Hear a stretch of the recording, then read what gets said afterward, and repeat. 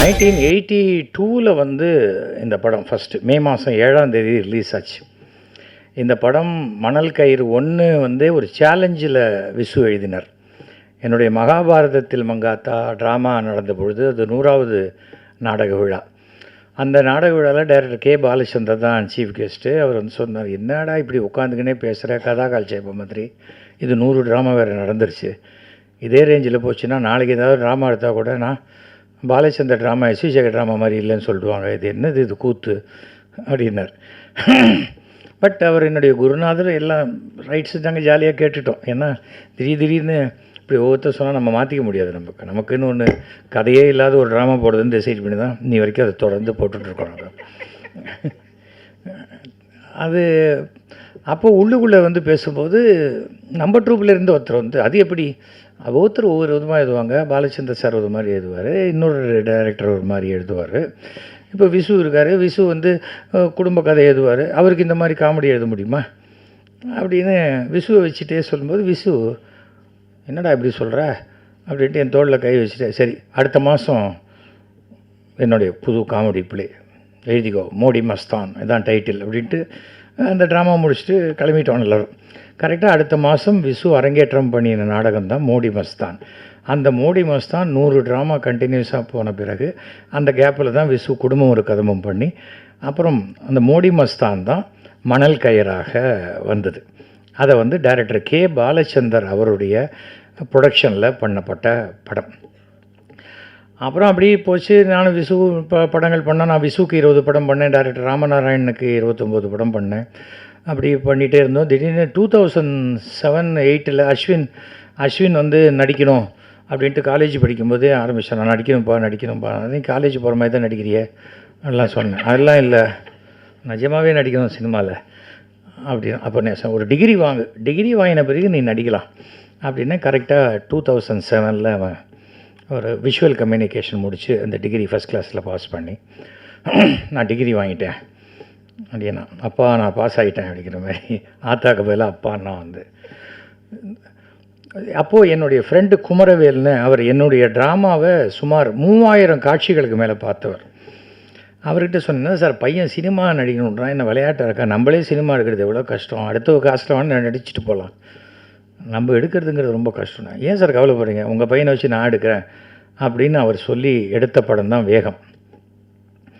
அதன் பிறகு அடுத்த படமும் அவரே தான் எடுத்தார். அது அடுத்த படம் வந்து நான் வந்து கூடிய வரைக்கும் என்னுடைய சன் டாக்டர் யாராக இருந்தாலுமே அடுத்த ஜென்ரேஷனுடைய அந்த இதில் ரொம்ப தலையிட மாட்டேன். தலையிடுவேன், ரொம்ப அவசியம்னா தலையிடுவேன், ரொம்ப தலையிட மாட்டேன். நான் ரொம்ப அவசியம் நினச்சா கூட பசங்க எப்படி அனாவசியம் நினைப்பாங்க, அதை பற்றி நம்ம கவலைப்பட முடியாதுன்னு வச்சுக்கோங்க.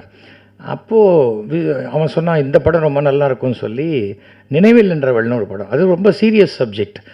நான் சொன்னேன், இது தமிழில் இது வரைக்கும் வரலையாடா, இது மெர்சி கில்லிங், எதுக்கு இவ்வளோ சீரியஸான ஒரு படம் பண்ணுற, நீ எஸ்விசேகர் பையன்னு மனசில் வந்தாலே நீ ஏதோ காமெடி ஃபிலிம் பண்ணுவேன்னு தான் நினைப்பாங்கன்னு சொன்னேன். இல்லை பண்ணேன், but it was a good film. ஆனால் எனக்கு படம் அதை எக்ஸிக்யூட் பண்ணி எடுக்க தெரிந்த அளவுக்கு மார்க்கெட் பண்ண தெரியலை. அதுதான் உண்மையான விஷயம். இன்றைக்கி சினிமா எடுப்பது ரொம்ப சுலபமான வேலை, அதை தேட்டருக்கு கொண்டு வந்து சக்ஸஸ் ஃபிலிமாக மாற்றுறது ரொம்ப கஷ்டமான அது இட்ஸ் எ டிஃப்ரெண்ட் ட்ரேடு. அது எனக்கு தெரியல. எனக்கு வந்து ஆனால் எனக்கு ஜோசியம், ஜாதகம், குறி சொல்கிறது, கிளி ஜோசியம் எல்லாத்துலேயும் நம்பிக்கை 100% உண்டு. எனக்கு அது என்னுடைய ஜாதகத்தில் இருக்கிற மாதிரியே 100% எனக்கு நடந்திருக்கு, எல்லாமே நடந்திருக்கு. அதுக்கு முக்கிய காரணம் அங்கே உட்காந்துருக்கார் திரு நெல்லை வசந்தன் சார். கொஞ்சம் ஏந்து ஒரு நிமிஷம் முகத்தை காட்டுங்க சார். நெல்லை வசந்தன் அவர் தான் என்னுடைய எல்லா விஷயத்துலேயும் என்னுடைய ஃப்ரெண்டு, ஃபிலாசபர், கைடு. 1994 அவர் சொல்கிறார், 2002 ஜூன் மாதம் நீங்கள் ஒரு வீடு உங்கள் வீட்டுக்கு மேற்கு பக்கமாக வீடு வாங்கி கட்டுவீங்கன்னார். நான் எதுக்கு வீடு வாங்கி கட்டுறேன் அப்படின்னு நினச்சேன்.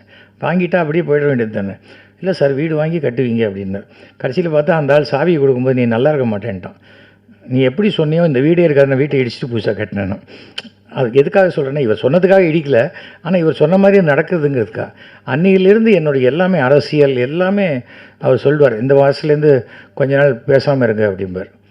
பேசாமல் இருப்பேன். அது எனக்கு ஜோசியம் தெரிஞ்சவங்களே இல்லை, சாதாரணமாகவே எல்லோரும் சொல்லுவாங்க, என்ன கொஞ்ச நாள் நீங்கள் பேசாமல் இருந்தால் நல்லாயிருக்கும் அப்படிம்பாங்க. பட் நம்மளை பொறுத்த வரைக்கும் அவருடைய அந்த அட்வைஸ் அவர் சொன்னார். அஸ்வினுடைய கெரியர் அவனுக்கு 2016 தான் ஸ்டார்ட் ஆகுது. அவன் கொஞ்சம் அவசரப்பட்டு வந்துட்டானே வழியா அவன் கெரியர் சரி. அப்போ 2016 அப்படின்னோன்னா அப்படியே அந்த விட்ட மணல் கயிறை 2015 டிசைட் பண்ணி ஸ்டார்ட் பண்ணலான்னு நினைக்கும்போது அஸ்வின் ஒரு நாளைக்கு நம்ம தேனாண்டால் ஃபிலிம்ஸ் முரளிக்கிட்ட சொன்னேன், சார் மணல் கயிறு 2வா சார், பண்ணிடலாம் சார் அப்படின்னு இமீடியட்டாக முரளி சொன்னார். என்ன 29 படம் பண்ண ஒரு டைரக்டர், அவருடைய மகன் என் மகனை கதாநாயகனாக வைத்து படம் எடுக்கிறேன்னு சொல்கிறது மிக சிறப்பான ஒரு விஷயம். அந்த பெருமை இந்த படத்தினுடைய எல்லா சக்ஸஸும் முரளியை தான் சேரும். இதில் ஏதாவது ஃப்ளா வந்ததுன்னா அதுக்கு நான் பொறுப்பு எடுத்துக்கிறேன். பட் அந்த சக்ஸஸ் ஃபுல்லாக முரளிக்கு தான் போய் சேரும். சொன்ன உடனே அப்போ தான் நான் மறுபடியும் விசுக்கிட்ட பேசினேன். விசு இல்லாமல் மணல் கயிறு 2ங்கிறது இல்லை. விசுக்கு ஃபிசிக்கலாக கொஞ்சம் உடம்பு சரியில்லை. ஒரு 2 மாதம் கூட கழிச்சு ஸ்டார்ட் பண்ணிடலாம் விசு, ஒன்றும் பிரச்சனை இல்லை அப்படின்னு சொன்னேன். இன்றைக்கி கூட ஆக்சுவலாக கிளம்பிட்டார். டயாலிசிஸ் முடிஞ்சு வர முடியாது, சடன் பிபி டவுன் ஆச்சு, இது மாதிரி சம் ப்ராப்ளம் இருந்தது. ஐ செட் ஓகே விசு, உனக்கு என்ன பேசணுமோ அதையும் நானே சேர்த்து பேசிடுறேன் அப்படின்ட்டேன். காரணம் விசு தான் அந்த படத்தினுடைய சக்ஸஸ்க்கு மெயின் காரணம். அதை பார்ட் 2 பண்ணுறதுக்கு என்ன ரீசன் அப்படின்னு சொன்னால், அந்த இப்போ 2 வருஷம் முன்னாடி பார்க்குறேன், ஒரு ஃபேமிலி கோர்ட்டில் ஜட்ஜு மயக்கம் போட்டு விழுந்துட்டாங்க இந்த கேஸ் எல்லாம் பார்த்து அப்படின்னு ஒரு கேஸ் வந்தது. அப்புறம் இன்னொரு இடத்துல சொன்னாங்க, ரொம்ப டைவர்ஸ் ஜாஸ்தி ஆகிடுச்சு தமிழ்நாட்டில், அதனால் இன்னும் 2 கோர்ட் எக்ஸ்ட்ராவாக க்ரியேட் பண்ணணும் அப்படின்னாங்க. நல்ல டைமிங்காக இருக்குது, இந்த டயத்தில் நம்ம படம் பண்ணினா நல்லாயிருக்கும் அப்படின்னு டிசைட் பண்ணி மணல் கயிறு 2 அப்படின்னா அப்போ தான் முரளிக்கிட்ட ஒரு ஸ்க்ரீன் ப்ளே விசுக்கிட்ட சொன்னேன். நான் ஒரு ஸ்கிரிப்ட் பண்ணியிருக்கேன் அப்படின்ட்டு விசுக்கிட்ட சொன்னேன். நல்லா இருக்கடா அவனை பண்ணு அப்படின்னு சொல்லி விசு நாரதர் நாயுடுவாக, நான் கிட்டுமணியா, அப்புறம் குரியகோசரங்க அந்த லக்ஷ்மணசாமி என் பிரதரின் லாவா டிசைட் பண்ணோம். பாக்கி கேரக்டர்ஸை பொறுத்த வரைக்கும் நான் நம்ம சாந்தி கிருஷ்ணாவையே ட்ரை பண்ணலான்னு பார்த்தா சாந்தி கிருஷ்ணா அமெரிக்காவில் செட்டில் ஆகிட்டாங்க. அவங்க வர முடியல. வந்தால் கூட அப்படியே ட்ரிவாண்ட்ரம் அப்படியே போய்டுறாங்க. அவங்க கேட்டேன், அவங்க நான் ஆகஸ்ட்டுக்கு அப்புறம் வேணால் நான் வரேன்னாங்க. இல்லைம்மா ஆகஸ்ட்டுக்கு அப்புறம் நம்ம பிரிண்ட்டு தான் பார்க்கலாம், நம்ம படத்தில் நடிக்கணும்னா நீங்கள் மார்ச் ஏப்ரல் உள்ள வரணும் அப்படின்னேன். அவங்களால வர முடியல. தென் தென்றலே என்னை தொடு ஜெயஸ்ரீ, அவங்களும் யூஎஸில் தான் இருந்தாங்க. அப்படியே இந்த 80 நடிகைகள் எல்லாம் கொஞ்சம் அந்த மார்ஃபிங்கில் போட்டு 35 வருஷம் கழிச்சு எப்படி இருப்பாங்கன்னு பார்த்துட்டே வரும்போது பார்த்தா நம்ம சாந்தி கிருஷ்ணா மூஞ்சியும் நம்ம ஜெயஸ்ரீ மூஞ்சியும் கிட்டத்தட்ட ஒன்றா ஒத்து போகிற மாதிரி இருந்தது. சரி இவங்களையே போட்டுக்கலான்னு போட்டு, சரி ரொம்ப ஐடென்டிக்கலாக இருக்கணுங்கிறதுக்கு என்ன பண்ணலான்னு யோசித்து பார்த்தேன்.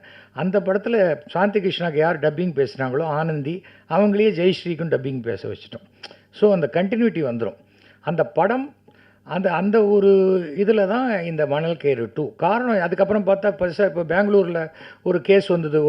ஒரு பொண்ணு கல்யாணம் நிச்சயமான ஒரு பொண்ணு தான் வளர்த்த நாய் ஃபோட்டோவையே போட்டுட்டு இருந்தா இந்த வருங்கால கணவனுடைய வாட்ஸ்அப்பில்.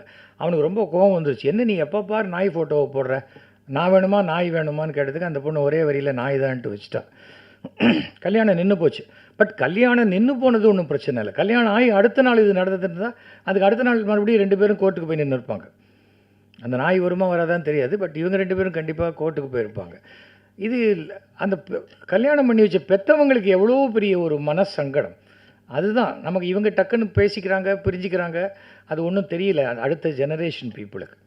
அது ஒரு கல்யாண பத்திரிகை அடிக்கிறதுலேருந்து இதை வாங்கிறது, பந்தல், சில சமயம் கல்யாணம் மண்டபம் ஃபிக்ஸ் ஆனால் கூட அந்த மண்டபத்தை கேன்சல் பண்ணால் கூட அந்த பணம் கிடைக்காதுங்கிற இது நிலைமை நமக்கு இருக்குது நிறைய பேருக்கு. ஸோ மண்டபத்துக்கு கொடுத்ததுக்காகவாவது அன்றைக்கி ஏதாவது ஒரு கல்யாணத்தை பண்ணிடணும், யாராவது மாப்பிள்ளை கிடச்சா கூட பண்ணிடலாங்கிற அளவுக்கு இன்றைக்கி இருக்காங்க.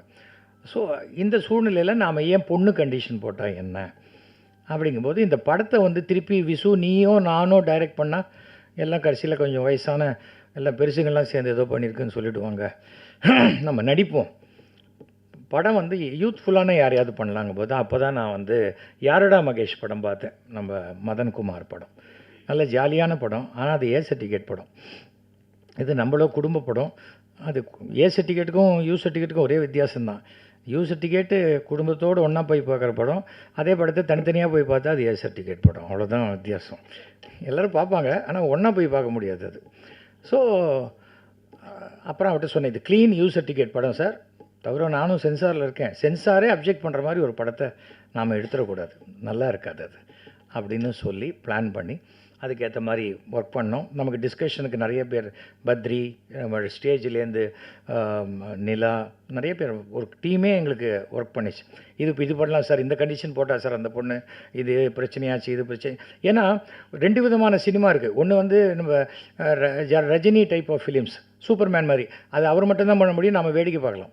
மற்றது வந்து நான் பண்ணுற படங்கள்லாம் எப்படின்னா, உன்ன மாதிரி தான் இருக்க மத்தியாவன் அப்படிங்கிற அந்த மாதிரி. இப்போது நமக்கு நம்ம விஜய் சேதுபதி படங்கள்லாம் ஒரு பக்கத்தில் நம்ம நெய்பர் ஃப்ரெண்ட்லி பர்சன் இருக்கிற மாதிரியான சில கேரக்டர்ஸ், ஐடென்டிஃபிகேஷன் உள்ள படம்.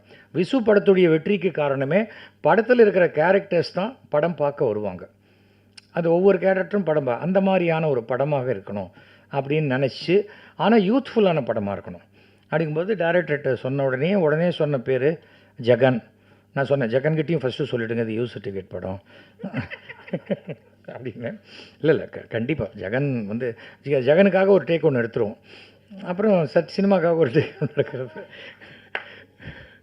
ஆனால் ஜெகன் மேனேஜ் பண்ணது ரொம்ப பெரிய விஷயம். ஏன்னா ஷூட்டிங்கில் பேசினலாம், ஸ்க்ரீனில் பேசலை. அவர் பெரிய டேலண்ட். அது யங்ஸ்டர் டீம்ங்கிறது ஜெகன், சாமிநாதன். எனக்கு சாமிநாதன் மேலே ரொம்ப வருஷமாக அவனுக்கு உண்டான ஒரு ஸ்டேஜ் வரல. அது ரொம்ப வருஷமாக இருக்கிற ஒரு ஆர்டிஸ்ட் அவன். நான் சொல்லுவேன், இல்லை உனக்கு கண்டிப்பாக உனக்கு சூட்டபிளான ஒரு ரோல் எனக்கு வரும்போது அப்படின்னு. அதே மாதிரி நம்ம கிரேசி மோகன் ட்ரூப்பில் நடிக்கும்போது எனக்கு சாம்ஸ் தெரியும். எல்லாமே தமிழில் பேசி தமிழில் நடிக்கிற நடிகர்கள் கொஞ்சம் ஸ்லோவாக தான் இருக்கும் க்ரோத். அதனால் கரெக்டாக இந்த படத்தில் வந்து சரியாக வந்து மாட்டிச்சு, கரெக்டாக அந்தந்த roles. And Poorna wonderfully well, அந்த எக்ஸ்ட்ராடினரி பர்ஃபார்மன்ஸ். ஏன்னா ஒரு சாதாரணமாக ஒரு ஆம்பளை காமெடி பண்ணுற மாதிரிலாம் ஒரு லேடி காமெடி பண்ணிட்டு போயிட முடியாது. அதுக்கு உண்டான, ஏன்னா காமெடி ஃபிலிம்னால் நம்மளே சிரிச்சிட்டு இருந்தால் நல்லா இருக்காது, நம்மளோட எமோஷன்ஸ் காமெடியாக வரணும். அதுதான் அந்த படத்தில். அது வந்து பூர்ணா ரொம்ப நல்லா பண்ணியிருந்தாங்க. ஜெயஸ்ரீ, இது எல்லாமே அந்த டீம். அப்போ தான் நம்ம ஜார்ஜ், அது விஜய் டிவி ஃபேம் தான் ஜார்ஜ் கிட்டத்தட்ட ஒரு 200-300 டிஃப்ரெண்ட் வேஷம் பண்ணியிருப்பார். கமலஹாசன் 10 வேஷம் தான் பண்ணியிருக்கார், 300-400 வேஷம் அந்த மாதிரி. அண்டு ரொம்ப கொஞ்சம் பாடுபட்டது நம்மக்கிட்ட அந்த எடிட்டர் சிவா அத்தியப்பன். ரொம்ப சிம்பிள் சார், இதுதான் சார் எடிட்டிங் மிஷின், நமக்கு ஒரு டிவி இருந்தால் போகிறோன்ட்டார். எந்த வேலையில் அவர் சொன்னார், அவர் நாக்கில் சனியோ நம்ம தெரில. அப்பப்போ ஃபோன் பண்ணி கொண்டு வந்துருங்க சார், எடிட்டிங் ரூம் கொண்டு வந்துருங்க சார், பண்ணிடலாம் ஆக்சுவலி. இம்ப்ரூவ் பண்ணணும். ஏன்னா ஒரு பணத்தை நம்மக்கிட்ட கொடுத்து ஒப்படைச்சது ஒரு ப்ரொடியூசர். அந்த ப்ரொடியூசர் எந்த ஒரு பாயிண்ட்லேயும் ஒரு பைசா கூட நஷ்டமாகக்கூடாதுங்கிறதுனால அந்த எடுத்த எஃபர்ட் தான் இது. பட் 38 டேஸில் ஷூட்டிங் முடிச்சிட்டோம். அண்ட் போஸ்ட் ப்ரொடக்ஷன் எல்லாமே பண்ணி, எல்லாம் என்ன பட்ஜெட்டோ அந்த பட்ஜெட்டுக்கு மேலே ஒரு பைசா கூட செலவாகாமல் நான் வந்து இன்ஃபேக்ட் 10 லட்ச ரூபா குறைச்சே இந்த படத்தை பண்ணி முடிச்சிருக்கோம். ஏன்னா பிகாஸ் எந்த படமாக இருந்தாலும் சரி, அது 50 லட்சத்தில் எடுத்தாலும் சரி, 25 லட்சத்தில் எடுத்தாலும், 5 கோடியில் அடித்தாலும், இன்றைக்கி வந்து மார்க்கெட்டிங்க்கு ஒரு பணத்தை செலவழிச்சாகணும். அந்த பணம் அதிகமான ஒரு பணம். ஸோ அது வந்து எப்போ அவர் செலவழிக்க போகிறாரோ, அதனால தான் நான் படத்தை எடுத்துகிட்டு எப்போ ரிலீஸ் டேட்டுங்கிறதுலாம் அப்புறம் சென்சார்லேயே எனக்கு கொஞ்சம் பிரச்சனை வரும்போது சொன்னேன், சார் நான் ரிலீஸ் டேட்லாம் வச்சுக்கவே இல்லை, நீங்கள் எவ்வளோ நேரம் வேணால் ஆர்கியூ பண்ணுங்கள், நானும் ஆர்கியூ பண்ணுறேன், எவ்வளோ நேரம் வேணால் நம்ம ஃபைட் பண்ணுவோம், கோர்ட்டுக்கு போவோம், ஆர்சி போவோம், ட்ரிபியூனல் போவோம், ஜெயித்த பிறகு தான் படம் ரிலீஸ் அப்படின்ட்டேன். நமக்கு அந்த கட்ஸ் வேணும். படத்தில் நான் ஆபாசமே இல்லை, ஒரு விஷயம் இல்லை, பிரச்சனை இல்லை, இட்ஸ் அ க்ளீன் சப்ஜெக்ட் அப்படின்னா அந்த க்ளீன் சப்ஜெக்ட் ஃபைட் பண்ணி வாங்கணும், அதுக்கு கரெக்டாக வாங்கினோம். அதே மாதிரி இந்த படம் clean U certificate, no cuts. அதுதான் இந்த படத்துடைய ரொம்ப சொன்னாங்களேன்ட்டு ஒரே இடத்துல நானே சவுண்டை குறைக்கிறேன்னு சொல்லி நானே வாலண்டியராக ஒரு குதிரை கத்துற சவுண்டு மாத்திரம் கொஞ்சம் குறைச்சேன். அது வந்து அந்த வாலண்ட்ரி நான் பண்ண ஒரு விஷயம். வேறு எதுவுமே இந்த க்ளீனாக ஆஸ் ஷெட்யூல், ஒரு ஸ்கிரிப்டு, பக்கா script, at the same time schedule, artist. இது வரைக்கும் இங்கே இருக்கிற ஆர்டிஸ்ட் யாருமே ஒரு 1 ஹவர் கூட நம்மக்கிட்ட கொடுத்த கால் ஷீட்டை மாற்றி சார் என்னை அட்ஜஸ்ட் பண்ணி கொடுங்க இது அது மாதிரி கேட்கல. ஃபஸ்ட்டு அவங்க எல்லாருக்குமே என்னுடைய மனமார்ந்த நன்றியை நான் தெரிவித்து கொள்ள வேண்டும். என் ஃப்ரெண்டு அண்ட் என்னுடைய தம்பி மாதிரி பாபு தான் இந்த ஃபுல் ப்ரொடக்ஷனை பார்த்துக்கிட்டது. எனக்கு ஒருத்தர் வேணும், நம்ம டைரெக்டாக திட்டினா நேராக சண்டை வந்துடும், அது இன்னொருத்தர் வச்சு திட்டும்போது அந்த அளவுக்கு தான் கெட்ட பேர் வரும். அந்த மாதிரி ஒரு கெட்ட பேர் வாங்கிறதுக்காக சேலத்துலேருந்து வந்த பாபு, லோக்கலாகவே இருந்து கெட்ட பேர் வாங்குகிற பாஸ்கர் ப்ரொடக்ஷன் மேனேஜர், இவனை மாதிரி ஒரு ஆள் கிடைக்கவே கிடைக்காது. என்கிட்ட விஷயத்த சொல்லணுன்னா கண்டிப்பாக அதை போய் பாபுக்கிட்ட சொல்லுவார். பாபுக்கிட்ட சொல்லிடுங்கும்போது அதை எங்கிட்ட மட்டும் சொல்லிவிட்டு பாபுக்கிட்ட சொல்லாத விட்டுருவார். பட் நல்ல ப்ரொடக்ஷன் மேனேஜர். என்ன சொன்னாலும் நீ என்ன வேணால் பண்ணி நான் தானே முடிக்கணும் படத்தை அப்படிங்கிற மாதிரி இருக்கக்கூடிய. பட் இதெல்லாம் தாண்டி கடவுள் அருள் ரொம்ப உண்டு எங்களுக்கு. அதே சமயத்தில் நம்ம கைடன்ஸ் எல்லா விஷயமுமே நம்ம நெல்லை வசந்தனுடைய கைடன்ஸ். அதுக்காக அவர் வந்து பெரிய உடனே இங்கே போ அங்கே போ அந்த ஒரு உடனே இது பண்ணு அந்த பெரிய பரிகாரம் பண்ணு அதெல்லாம் ஒன்றும் கிடையாது. சும்மா ஒரு சேப் ரிப்பன் மஞ்சள் ரிப்பன் கட் பண்ணுங்கள் சரியாயிடும். யார் தலையிலேருந்தாவது நான் அப்படி இல்லை இல்லை இல்லை தனியாக வாங்கி கட் பண்ணுங்கள் அது வேறு கேஸ் ஆகிடும் அப்படிங்கிற மாதிரி. ஸோ இதுதான் பேசிக்காக. இதில் தரனுக்கு வந்து எங்கள் வீட்டுக்கிட்டே இருந்தாலும் ரொம்ப இது. ஆனால் இப்போ மியூசிக் போடுறவங்க ரொம்ப ஆச்சரியமாக இருக்குது. அவங்களே போட்டுக்கிறாங்க, அவங்களே காதில் கேட்டுக்கிறாங்க, நல்லா இருக்குங்கிறாங்க. நமக்கு ஒன்றுமே கேட்க மாட்டேங்குது. நான் கேட்டேன் என்ன தரன் நல்லா இருக்குங்க, எனக்கு கேட்கவே. சாரி உங்களுக்கு கேட்கலையா சார், இருந்தாங்க சார் அப்படின்ட்டு அப்புறம் அவருக்கு போட்டு எனக்கு ஒரே டவுட், இவங்க இங்கே தான் பண்ணுறாங்களா எங்கேருந்தாவது பண்ணி கொண்டுறாங்களா அப்படிங்கிற அளவுக்கு. But எக்ஸலண்ட்டான work. தரனுடைய நம்ம இதில் வந்து தான் நமக்கு ஒரு பெரிய இந்த சாங்ஸ் எல்லாம் நமக்கு கிடச்சிருக்கு. அதுதான் நம்ம ரொம்ப சொல்லணும்.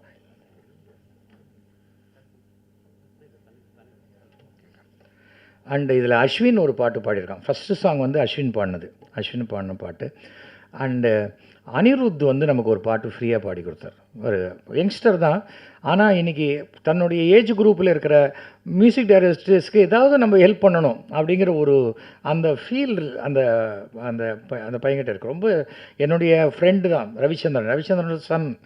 பட் ஆக்சுவலாக ஒரு ½ அன் ஹவர் 45 மினிட்ஸ் இருக்குமா, வந்து ஜஸ்ட்டு ஸ்ட்ரெயிட்டாக வந்து பாடி கொடுத்துட்டு ஏதாவது உனக்கு செய்யணுமா இல்லை சார் ரொம்ப தேங்க்ஸ் ஆசீர்வாதம் போகிறோம் சார் எனக்கு அப்படின்ட்டு.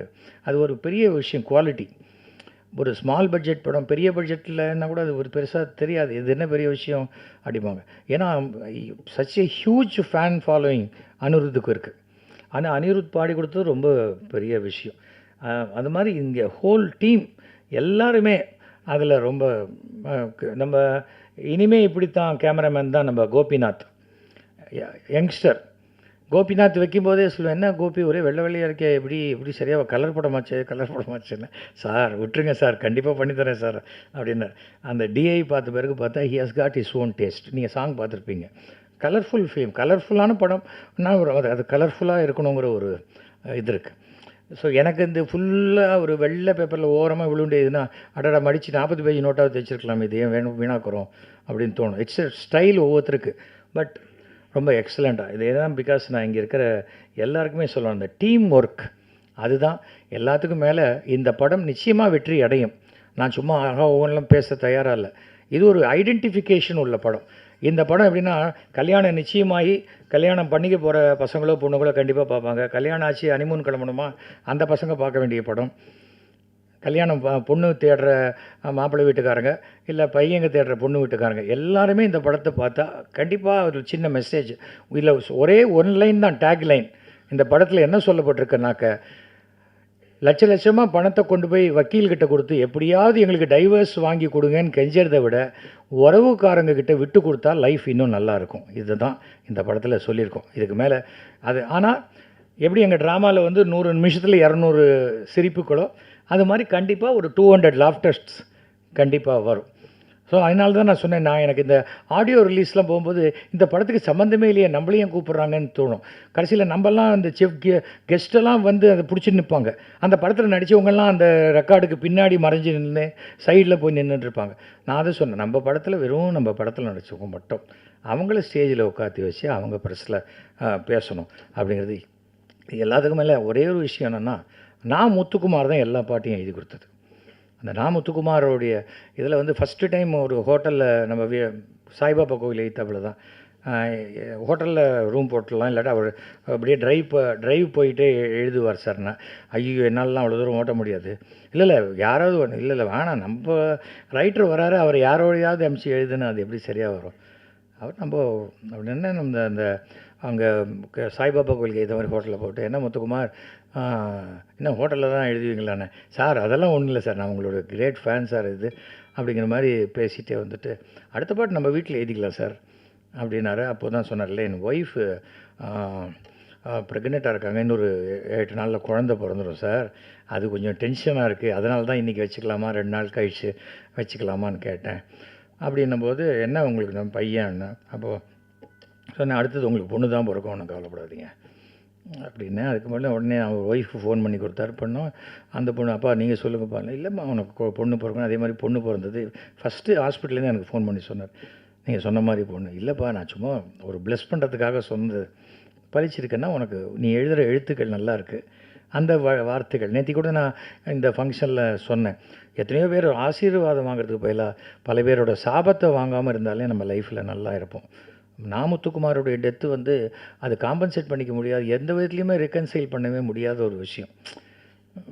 அது 90 வயசு 95 வயசில் யாராவது இறந்து போனால் கூட இன்னொரு 5 வருஷம் இருந்திருக்கலாம்னு சொல்லுவாங்க. 40 வயசில் இறந்து போகிறது. அப்புறம் அடுத்த பாட்டும்போது அந்த அந்த குழந்தை பிறந்து அதுக்கு அந்த தொட்டெல்லாம் போட்டு என்ன முத்துக்குமார் இப்போ எழுதலாம், சார் வாங்க சார் வீட்டுக்கு வந்துட்டோமா அப்படின்னா, கண்டிப்பாக வாங்க அப்படின்னார். வீட்டில் உட்காந்து டீயை சாப்பிட்டுட்டு அப்படியே ஒரு 1 ஹவரில் 2 பாட்டு எழுதி கொடுத்தாரு. மொத்தம் 4 சாங். ஒரு பாட்டு இது எழுதி கொடுத்தார், இன்னொரு பாட்டு வீட்டிலேருந்து எழுதி அமிச்சார்.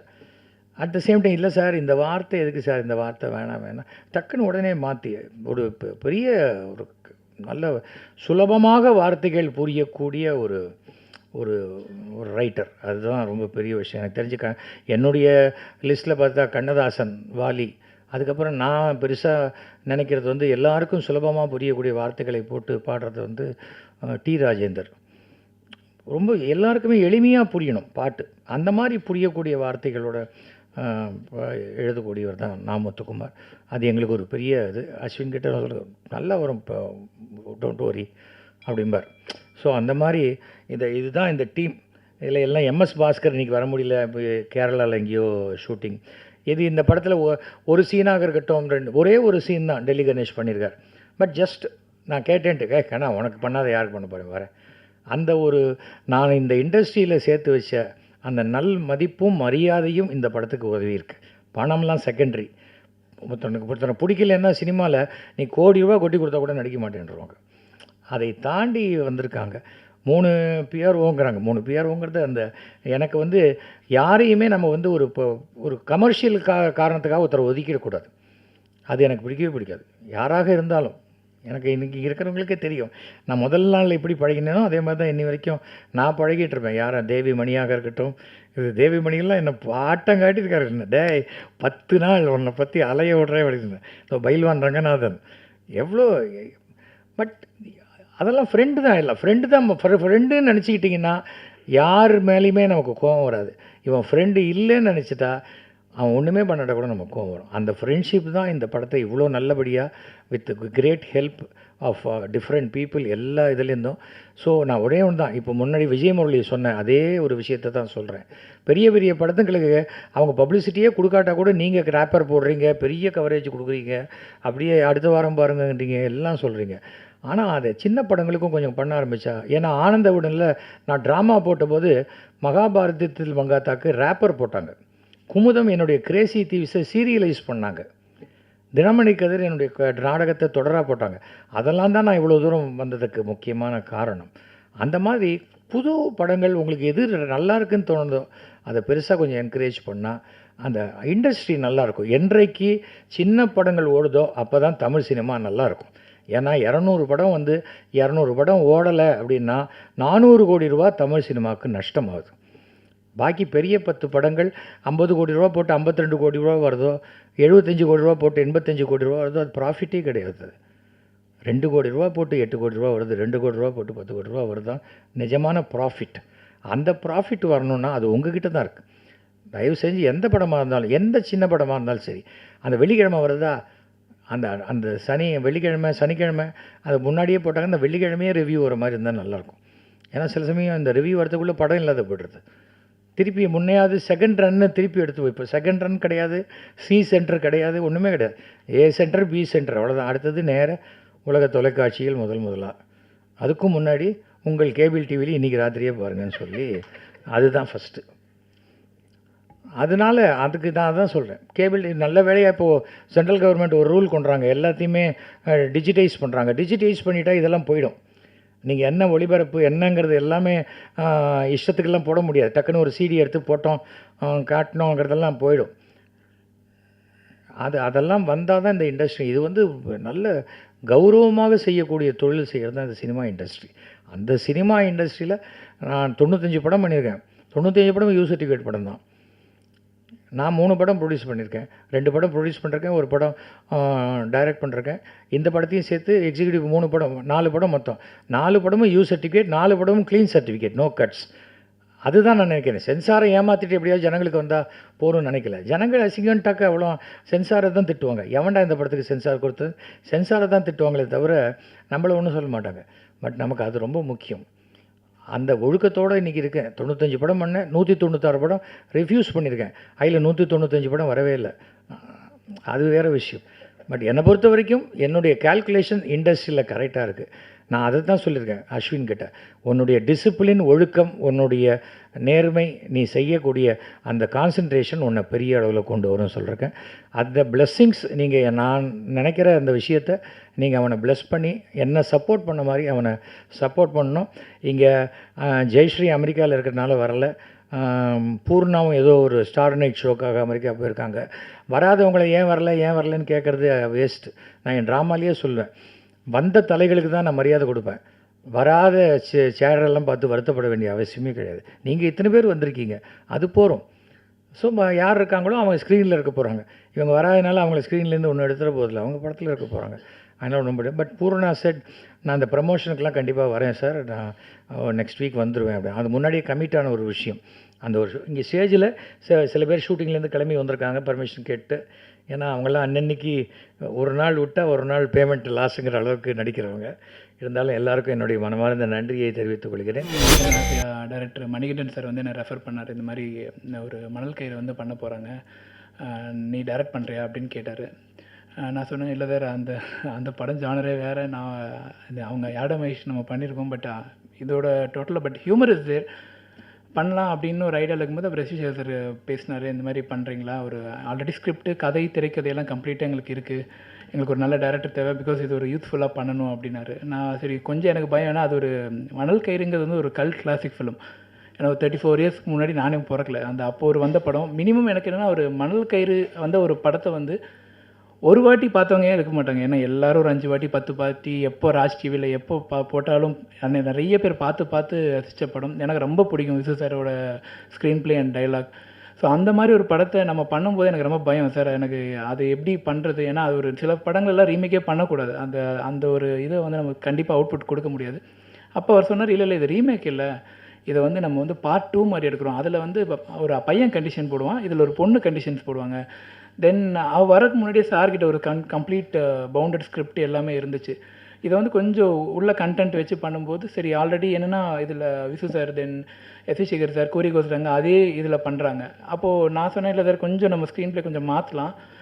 அப்போது நாங்கள் யாரை மேட்ச் பண்ணுறப்போது Jagan is my good friend, Jagan, Saminathan sir, so அவங்கெல்லாம் கண்டிப்பாக இதில் கொஞ்சம் உள்ள ஸ்க்ரீன் ப்ளேயில் போட்டு பண்ணிக்கலாம் சார். அப்புறம் இவர் முதல்ல இந்த சாம்ஸ் ரோல் ஒரு ஃபிக்ஸ் பண்ணி வச்சுருந்தார் சார். அப்போ அந்த கதை சொல்லும் போதே, இல்லை சார் இது சாம்ஸ் பண்ணால் நல்லாயிருக்கும் அப்படின்னு சொல்லி சாம்ஸ் உள்ள வந்தார். ஸோ இந்த மாதிரி நிறைய காமெடி ஆர்டிஸ்ட் எல்லாம் பண்ணி அதுக்கப்புறம் within a month December 5th 15th நான் கமிட் ஆனேன். ஜான்வரி 20th ஷூட்டிங் போயிட்டோம். வித்தின் அ மந்த் ஷெட்யூல் எல்லாமே போட்டு டைலாக்ஸு எல்லாம் பண்ணி வித்தின் 35 days படம் கம்ப்ளீட்டாக முடிச்சிட்டோம். ஸோ இன்றைக்கி ஒரு படம் ஜெயிக்கிறதுக்கு உண்டான மெயின் ரீசன் என்னென்னா, ஃபஸ்ட்டு கண்டென்ட், தென் ஒரு நல்ல ப்ரொடியூசர், அதுக்கப்புறம் ஒரு நல்ல ஒரு பேனர் ரிலீஸ் பண்ணுறதுக்கு, தென் வந்து ஒரு பத்திரிகைகள், ஒரு ஊடகங்கள் வந்து அது மக்களுக்கு ஒரு ரீச் ஆகிறது. எனக்கு தெரிஞ்சு இது ஒரு மணல் கயிறோட கண்டென்ட்னு பார்த்திங்கன்னா, இது ஆல்ரெடி ஜெயிச்ச படம். மோஸ்ட்லி அது விசு சாரோடைய ஒரு மிகப்பெரிய ஒரு படம். அந்த கண்டென்ட்டை தான் எடுத்து பண்ணியிருக்கோம். தென் அதுக்கப்புறம் பார்த்திங்கன்னா, ஒரு ப்ரொடக்ஷன் பார்த்திங்கன்னா, தேனாண்டல் ஃபிலிம்ஸ் வந்து ஒரு மிகப்பெரிய ஒரு ப்ரொடக்ஷன் கம்பெனி. ஸோ ரிலீஸ் சைடும் அவங்க டிஸ்ட்ரிபியூஷன் சைடும் அது கண்டிப்பாக மேக்ஸிமம் நம்பர் ஆஃப் தியேட்டர்ஸை ஸ்க்ரீன் பண்ணுவாங்கன்னு எனக்கு நல்லா தெரியும். தென் இதுக்கு பத்திரிகையாளர்கள் உங்களோட சப்போர்ட் எங்களுக்கு கண்டிப்பாக தேவை. ஏன்னா இப்போ ஒரு ஃபேமிலி ட்ராமாஸ் வந்து பார்த்திங்கன்னா, எனக்கு வி சேகர் சார் படம் ரொம்ப பிடிக்கும். எப்போ போட்டாலும் நம்ம எல்லாருமே ரசிக்கிற மாதிரி படங்கள்.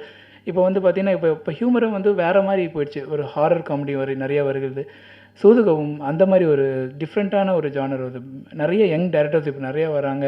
ஹியூமர் வந்து முண்டாசுப்பட்டி இப்படி ஒரு ஃபிலிம்ஸை வந்து இப்போ ஹியூமரை நியூ டேரக்டர்ஸ் வரப்போ அந்த ஹியூமரோட பேட்டர்னை மாற்றுறாங்க.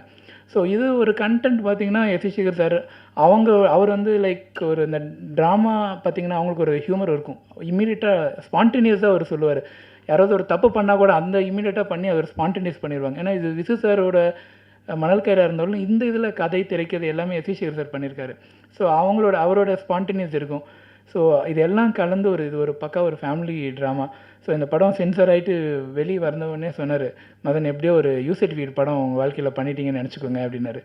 ஏன்னா இந்த டைலாக் என்னென்னா அவரே ஃபஸ்ட்டு சென்சார் பண்ணிவிடுவார். அதில் நானும் ஜெகன் எல்லாம் டைலாக் எல்லாம் எழுதியிருந்தாருன்னா ஃபஸ்ட்டு இதெல்லாம் வேணான்றவர். இல்லை சார் இது வேணாம் இது வேணாம் இது வேணாம். அப்புறம் நான் யோசிச்சா இருப்பேன், என்ன சார் டைலாக் இல்லை இல்லை இது வேண்டாம் மதன் அப்படின்னு. ஆனால் அதுக்கப்புறம் தான் எனக்கு தெரிஞ்சுது, ஏன்னா எல்லாம் இவர் சென்சார் பண்ணி அங்கே கொண்டு போய் சென்சார் போனப்பே ஒரு நிறைய கொஸ்டின்ஸ் ரைஸ் ஆச்சு. அப்போ நினச்சேன் சார் யூசர்டிங்கிறப்போ அங்கேயே இதெல்லாம் அவாய்ட் பண்ணி தான் வந்தார். ஸோ அப்போது அது கரெக்டுன்னு எனக்கு அப்போ நான் ரியலைஸ் பண்ணேன். ஸோ கண்டிப்பாக இது கண்டிப்பாக ஒரு ஃபேமிலி என்டர்டெய்னராக வந்திருக்கு. தென் இதோட மியூசிக் டைரக்டர் வந்து தரன் 4 சாங் பண்ணார். நாமத்துக்குமார் சார் ரிலீஸ் பண்ணார். ஸோ நான் சார் சொன்ன மாதிரி அவரை கண்டிப்பாக நான் ரொம்ப மிஸ் பண்ணுறேன். ஏன்னா என் முதல் படத்துக்கும் அவர் தான் எல்லாம் சாங்கை எழுதி கொடுத்தாரு. ஒரு நல்ல ரிலீஸ் ரைட்டர் வந்து கண்டிப்பாக தமிழ் இண்டஸ்ட்ரி என்ன மாதிரி ஒரு புது டேரக்டர்ஸ்க்கு நிறைய யங் டேரக்டர்ஸ் வந்து அவர் வந்து சில ரிலீஸ் எல்லாம் வந்து இந்த டேரக்டர் கொடுக்கணுன்னுலாம் யோசிச்சே இல்லை. அவருக்கு அன்றைக்கி என்ன மூடில் இருக்காரோ அன்றைக்கி அந்த சுச்சுவேஷன் எப்படியோ அதுதான் வந்து அவரோட லிரிக்ஸ் இருக்கும். இல்லை வாங்கி வச்சுட்டு சில 2 நாள் கழிஞ்சு தரேன் அந்த மாதிரிலாம் பண்ண மாட்டார். பட் இன்றைக்கி அவர் இல்லாத நமக்கு ஒரு மிகப்பெரிய இழப்பு. தென் சினிமாட்டோகிராஃபர் கோபி ரொம்ப நல்லா பண்ணியிருந்தார். இனிமே இப்படி தான் பண்ணியிருந்தார்.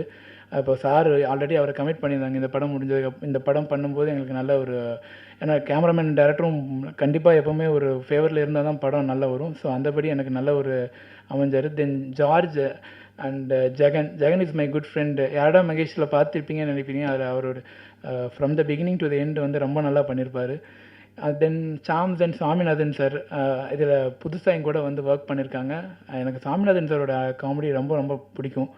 ஸோ இதுலேயும் நல்லா பண்ணியிருக்காரு. கண்டிப்பாக இது ஒரு கம்ப்ளீட் ஒரு ஃபேமிலி என்டர்டெய்னராக இருக்கும். இதில் முக்கியமாக தென் ப்ரொடக்ஷன் பாபு சார் தான். அவர் தான் இந்த படத்தை ஸ்டார்டிங்லேருந்து எண்டு வரைக்கும் இந்த படத்தை ஃபுல் ட்ராவலிங்கில் இருந்தார். சார் சொன்ன மாதிரி எல்லாத்துக்கும் இன்பிட்வீனில் அவர் தான் எல்லாமே வந்து சில பாசிட்டிவாக இருந்தாலும் நெகட்டிவ் இருந்தாலும் எல்லாம் பேசி இந்த படம் ஷெட்யூல் படி அந்த டேட் படி அந்த பட்ஜெட் படி அதை கண்ட்ரோல் பண்ணதுக்கு அவரும் ஒரு மிகப்பெரிய காரணம். And I thank S Sekhar sir இந்த மாதிரி ஒரு சான்ஸ் கொடுத்து இந்த படத்தை பண்ணதுக்கு அவருக்கு தேங்க்ஸ் சொல்லிக்கிறேன். 2வது அஸ்வின் சேகர் அண்ட் பூர்ணா தான் இதில் மெயின் லீட் பண்ணியிருக்காங்க.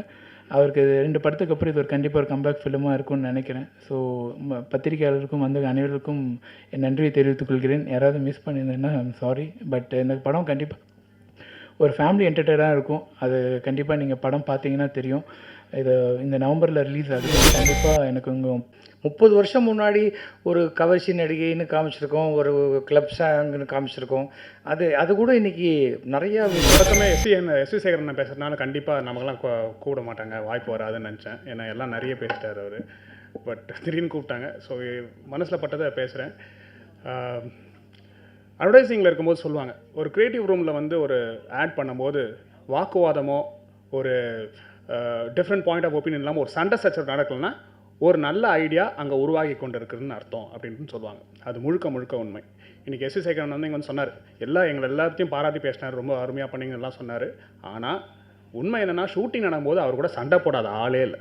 இங்கே ஆரம்பிச்சதோ முதல்ல ஆரம்பித்து மேபி ஜார்ஜெலாம் விட்டுலாம் ஒரு பயம். எல்லாம் அதான் எல்லாருமே சொல்கிறேன், ஹீரோவில் ஆரம்பித்து டைரக்டரில் ஆரம்பித்து பாபுனை இல்லைன்னு இப்போ சொல்கிறாரு. ஆனால் அவரும் போட்டிருக்காரு.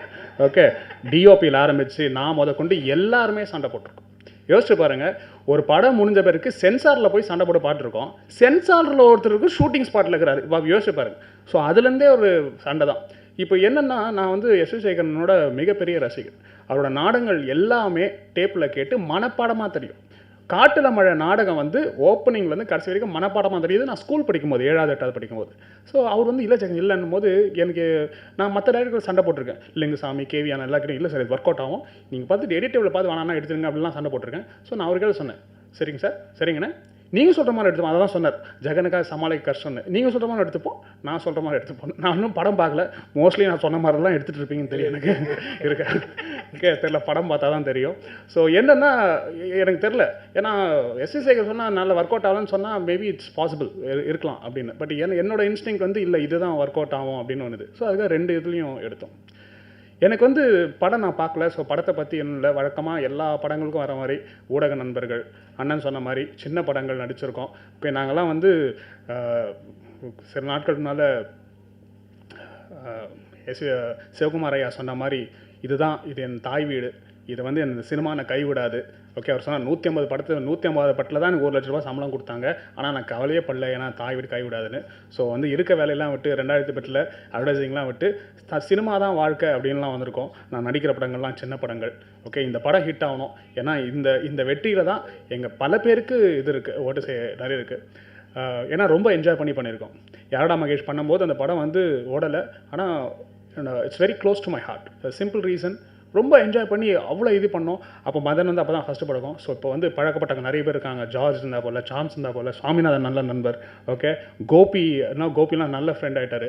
ஸோ இது ரொம்ப இன்ஃபேக்ட் படத்தில் நீங்கள் பார்த்த காமெடியை விட நாங்கள் ஷூட்டிங்கில் பண்ண காமெடி, நாங்கள் பண்ணதெல்லாம் பயங்கர காமெடி.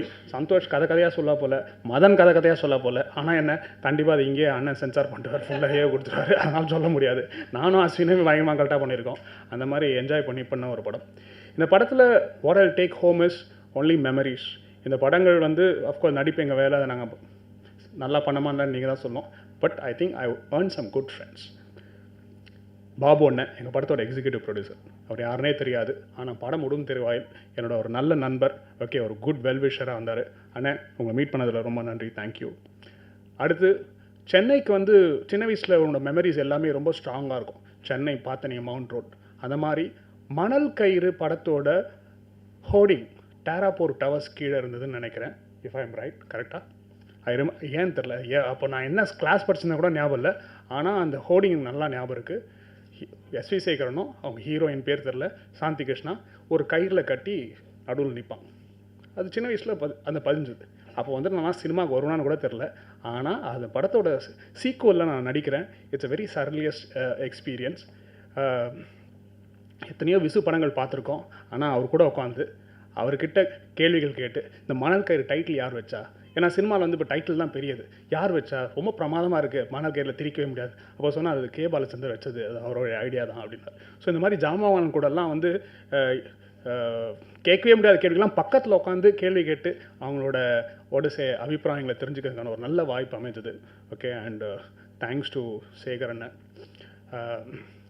ஃப்ளட் டைமில் அவர் சொன்னார் ரொம்ப பரபரப்பாக ஓட்டிருக்கோம். நான் தான் ஐ வாஸ் வாலண்டியர் பண்ணிட்டு இருந்தேன். அப்போ ஒரு கட்டத்தில் ஏதோ படும்போது, டேய் நேற்று உன் படம் யாடா மகேஷ் பார்த்தேன்டா அப்படிங்களா, நான் இப்போ தான் பார்த்தேன், என்னோட ஆரம்பித்து முடிஞ்ச வரைக்கும் ஃபுல் டபுள் மீனிங்லேயே பண்ணிக்கிற பாயிண்ட் ஐயோ அப்படின்னாரு. நான் சொன்னேன், அதில் வெறும் நடிகை நான் தான், எழுதினதெல்லாம் மறந்து அவர் சொன்னது தான் எழுதினேன், எந்த இல்லை அதான் அவனை வச்சு இன்னொரு படம் ட்ரை பண்ணிகிட்ருக்கேன் அப்படின்னாரு. ஸோ நான் கேட்டு போயிட்டேன். ஏன்னா இந்த மாதிரி நிறைய பார்ட்டியில் ஃபிலிம் கெட் டுகெதரில் ஃபிலிம்வேரில் எல்லாரும் சொல்லுவாங்க, பிரமாதமாக பண்ணுறீங்க சார், செம்ம டைமிங் வந்து சூப்பராக பண்ணுறீங்க, கூடிய சீக்கிரம் ஒர்க் பண்ணுவோம் அப்படின்னு ஆடியோ லான்ச் சொல்லுவாங்க. அப்படின்னு சொல்லிட்டு எப்போ சார்னா சந்தானம் டேட்டு கட்சணுன்னுவாங்க. சார் இப்போ எங்கள் சொன்னீங்களா ஆடியோ லான்ச்சுக்கு உங்களை ஹோஸ்ட் பண்ண கூப்பிட்றோம், நடப்பாங்க அப்படின்னு சொல்லிட்டு. ஏன்னா நிறைய பார்ட்டியில் மாதிரி சொல்கிறாங்க, யாருமே எனக்கு கூப்பிட்டதே இல்லை, இந்த உண்மை. ஸோ அந்த மாதிரி தான் நானும் நினச்சேன். பட் கூப்பிட்டு வாய்ப்பு கொடுத்தாரு. அப்போ அவர்கள் சொன்னேன், இது மதன் படம், என்ன இருந்தாலும் கண்டிப்பாக நான் பண்ணுவேன், எனக்கு ரோல் கூட தெரில, கண்டிப்பாக நான் பண்ணுவேன். நான் I don't want miss this ஆப்பர்ச்சுனிட்டின்னு, இன்ஃபேக்ட் நான் கேட்டு வாங்கின ஆப்பர்ச்சுனிட்டின்னு நினைக்கிறேன். ஓகே, மேபி தெரில, நான் கொஞ்சம் சம்பளம்லாம் அதிகமாக கேட்டிருந்தேன், வாங்க மாத்திரான்னு சொல்லி மாற்றிட்டு இருப்பார்னு நினைக்கிறேன். நான் first I want do this movie.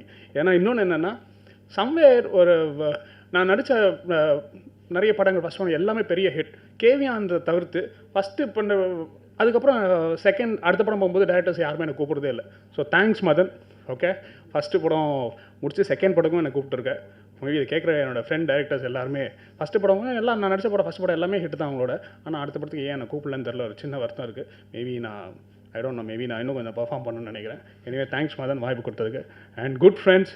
And என்னோட தோழியோட மாமனார் தான் கொரியகோஸ் அண்ணன். அவரை பற்றி நிறைய கேள்விப்பட்டிருக்கேன், நான் கூட சேர்ந்து ஒர்க் பண்ணதுக்கு. ஓகே, அவங்க கூட பழகினதுக்கு, உங்கள் எல்லாரோடையும் பழகினதுக்கு ஒரு பெரிய this what I take from this movie. Bhaskaran, thank you so much. Sams has always been a good friend, என் ஷோக்கெலாம் வந்திருக்காரு. அண்ட் அஃப்கோர்ஸ் சுவாமிநாதன் வந்து நானும் அவரும் வந்து யாடா மகேஷ் பண்ணாத கலாட்டாக்கு அளவே கிடையாது. ஓகே, தொடர்ந்து செய்கிறதுக்கு வாய்ப்பு கிடச்சிது. And Dharan, thank you. I know you ஒரு அக்வைண்டன்ஸாக தான் தெரியும், பட் இந்த படத்தில் is also become my good friend. This is what I take from this movie. And thank you so much. Siva, என்னோட சீன் வரலன்னா அவருக்கு அடுத்து கோவப்படுறது அவங்க மேலே தான் இருக்கும். ஓகே, எனிவே ரொம்ப நன்றி. அண்ட் அண்ணன் சொன்ன மாதிரி ஊடகங்கள் please support a movie and take this movie forward. ரொம்ப நன்றி. மணல் கயிறு 2ன்னு சொன்னோடனே S V Sekhar sir, Visu sir இவங்கெல்லாம் நடித்தனால இன்னும் அதிக பொறுப்பு, அதிக பயம், அதிக மரியாதை, நிறைய விஷயங்கள் சேர்ந்து பண்ண வேண்டியதாகிடுச்சு. So thanks to Ashwin Sekhar first. அப்புறம் எஸ் வி சேகர் சார் ஒரு சீனியர் ஆர்டிஸ்ட்டாக மட்டும் இல்லாமல் ஒரு கைடாகவும் ஒரு ஃபாதராகவும் இருந்து நிறைய விஷயங்கள் ஹெல்ப் பண்ணியிருக்காரு, நிறைய கான்ஃபிடென்ஸ்லாம் கொடுத்துருந்தாரு இந்த படத்துக்கு. ஏன்னா ஏற்கனவே ஹிட்டான ஒரு மூவி, ஹிட்டான சாங்ஸ், ஹிட்டான ஒரு படங்கள், அதுக்கு ஒரு ரீமேக் பண்ணுறதுனாவே மதன் சொன்ன மாதிரி அது திரும்பி பாடல்கள் பண்ணுறதும் அது ஒரு பெரிய சேலஞ்சிங்கான ஒரு விஷயம். ஸோ இன்றைக்கி இருக்கிற ட்ரெண்டுக்கு எப்படி பண்ணணுமோ அது வந்து எந்த ஒரு இன்டர்ஃபியரன்ஸ் எதுவுமே இல்லாமல் அவர் சொன்ன மாதிரி ஹெட்ஃபோன்ஸில் பாட்டு கேட்கலன்னு சொன்னார். ஸோ பட் ரொம்ப சந்தோஷமாக இருந்தது. எல்லா பாடல்களுமே அவருக்கு ரொம்ப பிடிச்சிருந்தது. அதுக்கு பெரிய thanks to S V Sekhar sir. And Madhan இந்த ஸ்டோரியை வந்து ஃபஸ்ட்டு வந்து சொல்லவுடனே பார்ட் 1க்கும் இந்த இதோட பார்ட் 2க்கும் நிறைய டிஃப்ரென்ஸ் இருந்தது. ஸோ அது ஒரு பெரிய சேலஞ்சிங்கான ஒரு விஷயம். ஏன்னா இதில் பொண்ணு 8 கண்டிஷன் போடுறன்ற ஒரு விஷயத்துக்கு ஒரு பெரிய சேலஞ்சிங்கான ஒரு விஷயம். ஸோ ரொம்ப அழகாக பண்ணியிருந்தார். நீங்கள் ஸ்க்ரீனில் பார்க்கும்போது தெரியும். ஒரு பக்கம் S V Sekhar sir, Visu சாரோட காமெடி போயிட்டுருக்கோம், இன்னொன்று பக்கம் ஜகனும் சாம்ஸும் ரொம்ப கலக்கியிருப்பாங்க. அதே மாதிரி இன்னொன்று பக்கம் ஜகனும் ஜார்ஜும் கலக்கியிருப்பாங்க, இன்னொன்று பக்கம் சாம் சாரும் சுவாமிநாதன் சாரும் ஒரு பக்கம் கலக்கிட்டு இருப்பாங்க. ஸோ படமாக பேக்ரவுண்ட் ஸ்கோர்லாம் ஒர்க் பண்ணும்போது ஃபுல்லாக காமெடியாகவே இருந்தது. So thanks to the whole team, thanks to the cinematographer. ஏன்னா என்ன தான் பாட்டு பண்ணாலும் அது அழகாக காட்டுறது cinematographer and the editor and the whole team. Poorna, she is done a great job. Ashwin அவரோட ஆக்டிங் நீங்கள் படத்தில் பார்த்தோன்னே தெரியும். After long time he is come back. I am sure இந்த படம் வந்து by God's blessings I am sure that he is going to become a great actor. மேலும் மேலும் நிறைய படங்கள் நானும் அவரும் சேர்ந்து பண்ணணுன்னு ஆசைப்பட்றேன். Thanks to the whole team. Thanks to everyone for coming here and please bless us and watch the movie. Thank you. Murali sir, இன்றைக்கி வந்து அவர் இல்லைன்னா இந்த படமும் கிடையாது. ஸோ இந்த படம் நானும் பண்ணியிருக்கவும் முடியாது. இந்த ஒரு காலகட்டத்தில் இந்த படத்தை வந்து அவரோட சிறப்பாக இந்த படம் யாருமே வந்து ப்ரொடியூஸ் பண்ணியிருக்க முடியாதுன்னு நான் நினைக்கிறேன். ஏன்னா வந்து இந்த படம் நான் வந்து எங்கள் அப்பா கிட்ட சொன்னப்போ நாங்களாம் இந்த மாதிரி ஒரு லைன் பண்ணி அவர்கிட்ட போய் அப்ரோச் பண்ணப்போ எந்த ஒரு ஹெசிடேஷனும் இல்லாமல், எந்த ஒரு செகண்ட் தாட்டும் இல்லாமல் உடனே பண்ணலான்னு சொன்ன ஒரு பர்சன். அண்ட் இந்த சமயத்தில் அவருக்கு நான் ஒரு மிகப்பெரிய நன்றி சொல்லிக்கிறேன். ஏன்னா நான் ரொம்ப நாளுக்கு அப்புறம் பண்ணுற ஒரு படம் அண்ட் 2 படம் பண்ணேன். அதுக்கப்புறம் ஒரு பெரிய ரெக்கக்னிஷன் கிடையாது, ரொம்ப நாள் படம் பண்ணல. நிறையா பேருக்கு என் எஸ் வி சேகர் பையனா என்ன ஞாபகம் வச்சுருப்பாங்க. நான் இந்த படம் பண்ணியிருப்பேனா இல்லை நான் இந்த படம் நடிச்சிருக்கேனான்னு சில பேருக்கு வந்து தெரியும், சில பேருக்கு வந்து தெரிஞ்சிருக்காது. அதனால் ரொம்ப கிரிட்டிசிசம்க்கு அப்புறம் நிறையா ஒரு ஃபாலுக்கு அப்புறம் தான் வந்து இந்த படம் நான் பண்ணியிருக்கேன், ஒரு லாங் கேப்புக்கு அப்புறம். அந்த மாதிரி பண்ணும்போது எல்லாருமே இந்த மணல் கயிறுங்கிற ஒரு படம் நான் வந்து பண்ணுறேங்கும்போது எல்லாருக்குமே ஒரு எதிர்பார்ப்பு இருக்கும். அண்டு எனக்கு ஒரு மிகப்பெரிய ஒரு ஆப்பர்ச்சுனிட்டி. ஏன்னா இப்போ வந்து முன்ன மாதிரி ஒரு 20 படம் பண்ணி நம்ம வந்து நம்மளை ப்ரூவ் பண்ணிக்கலாம், ஒரு 5 படம் பண்ணி நம்ம ப்ரூவ் பண்ணிக்கலாங்கிற மாதிரி கிடையாது. இன்றைக்கி வந்து ஒரு படம் தான் பிடிச்சா பார்ப்பாங்க, பிடிக்கலன்னா ஃபேஸ்புக்கில் திட்டிட்டு வெளியே போயிடுவாங்க. ஸோ அந்த மாதிரி ஒரு சிச்சுவேஷன் இப்போது. ஸோ அந்த மாதிரி இருக்கும்போது இந்த படம் நல்ல ஒரு ஃபேமிலி என்டர்டெயின்மெண்ட். ஏன்னா ரொம்ப நாளுக்கு அப்புறம் ஒரு படம் பண்ணுறதுனால நம்ம யாருன்னு ஜனங்களுக்கு தெரியணும், நம்ம படம் வந்து அவங்க மனசில் நிற்கணும், ஒரு ஃபேமிலியாக வந்து எல்லாருமே வந்து பார்த்து என்ஜாய் பண்ணணும். ஸோ அந்த மாதிரி ஒரு படம் பண்ணோன்னு நான் நினச்சேன். அண்ட் எல்லாமே கரெக்டாக வந்தது. ஸோ அப்பா வந்து விசு சார்கிட்ட சொன்னார். ஸோ விசு சார் எப்போவுமே சொல்லும்போது இந்த படம் வந்து அஸ்வினுக்கு வந்து இந்த படம் ஒரு பெரிய ப்ளஸ்ஸாக இருந்தால் இந்த படம் நான் கண்டிப்பாக பண்ணுறேன்னாரு. ஸோ இன்றைக்கி அவர் வர முடியல, அவருக்கு ஒரு மிகப்பெரிய நன்றி சொல்லிக்கிறேன். ஏன்னா யாருமே வந்து மற்றவங்க ஒரு வேறு ஒருத்தரோட பையன் வந்து நல்லா வரணுங்கிற வந்து நினைப்பாங்களே எனக்கு தெரியல. ஆனால் ஒரு இன்டர்வியூலும் வந்து விசு சார் வந்து அஸ்வினுக்கு வந்து இந்த படம் ஒரு பெரிய பிரேக்காக இருந்தால் நான் ரொம்ப சந்தோஷப்படுவேன் அப்படின்னாரு. ஸோ அவருக்கு வந்து இந்த சமயத்தில் வந்து நான் நன்றி சொல்லிக்கிறேன். அண்ட் படத்தோட டைரக்டர் மதன். ஸோ நான் மதன் வந்து அப்பாலாம் ஃபஸ்ட்டு பேசி முடிச்சு வந்து இன்ட்ரடியூஸ் பண்ணி வச்சார். ஸோ அதுக்கப்புறம் தான் எனக்கு மதன் பழக்கமானார். இந்த படம் வந்து என்னதான் ஒரு பெரிய காமெடி படமாக வந்தாலும் இந்த படத்தில் நாங்கள் ஒர்க் பண்ணது ரொம்ப சீரியஸாக நாங்கள் நிறையா விஷயம் ஃபேஸ் பண்ணி நிறையா நாங்கள் டிஸ்கஸ் பண்ணி தான் இந்த படம் பண்ணியிருக்கோம். இந்த படம் பார்க்கும்போது எல்லாருமே ஜாலியாக இருப்பாங்க. பட் இந்த படத்தோட எஃபர்ட் அண்ட் படத்தோட எல்லாமே வாட் வி வென் த்ரூ வந்து அது எங்களுக்கு மட்டும்தான் தெரியும். இப்போ படம் நல்லா வந்திருக்கும் போது இப்போ வந்து எங்களுக்கு எல்லாமே ரொம்ப சந்தோஷமாக இருக்குது. அண்ட் இந்த படத்தோட நான் வந்து இன்னொருத்தர் ரொம்ப நன்றி சொல்லணும்னா சேலம் பாபு அண்ணன். எல்லாத்தையும் விட்டுட்டு அவர் வந்து அவர் பையன் மாதிரி என்னை பார்த்து ஸோ எனக்காக வந்து இந்த படத்தில் வந்து ஃபுல்லாக ஒர்க் பண்ணியிருக்காரு. ஸோ அவர் சேலத்துலேருந்து எல்லாத்தையும் அப்பா வந்து கேட்டப்புறம் நான் வரேன்னு சொல்லி இங்கே வந்து ஒரு 35-40 நாள் எங்களோடைய ஃபுல்லாக டே அண்ட் நைட் வந்து ஒர்க் பண்ணி நாங்கள் ஷூட்டிங் ஃபஸ்ட்டு போகிறோமோ இல்லையோ 5:30 மணிக்கு அவர் ஃபஸ்ட்டு ஷூட்டிங் போயிடுவார். ஸோ எனக்காக பண்ணி கொடுத்ததுக்கு வந்து அவருக்கு ஒரு பெரிய நன்றி சொல்லிக்கிறேன்.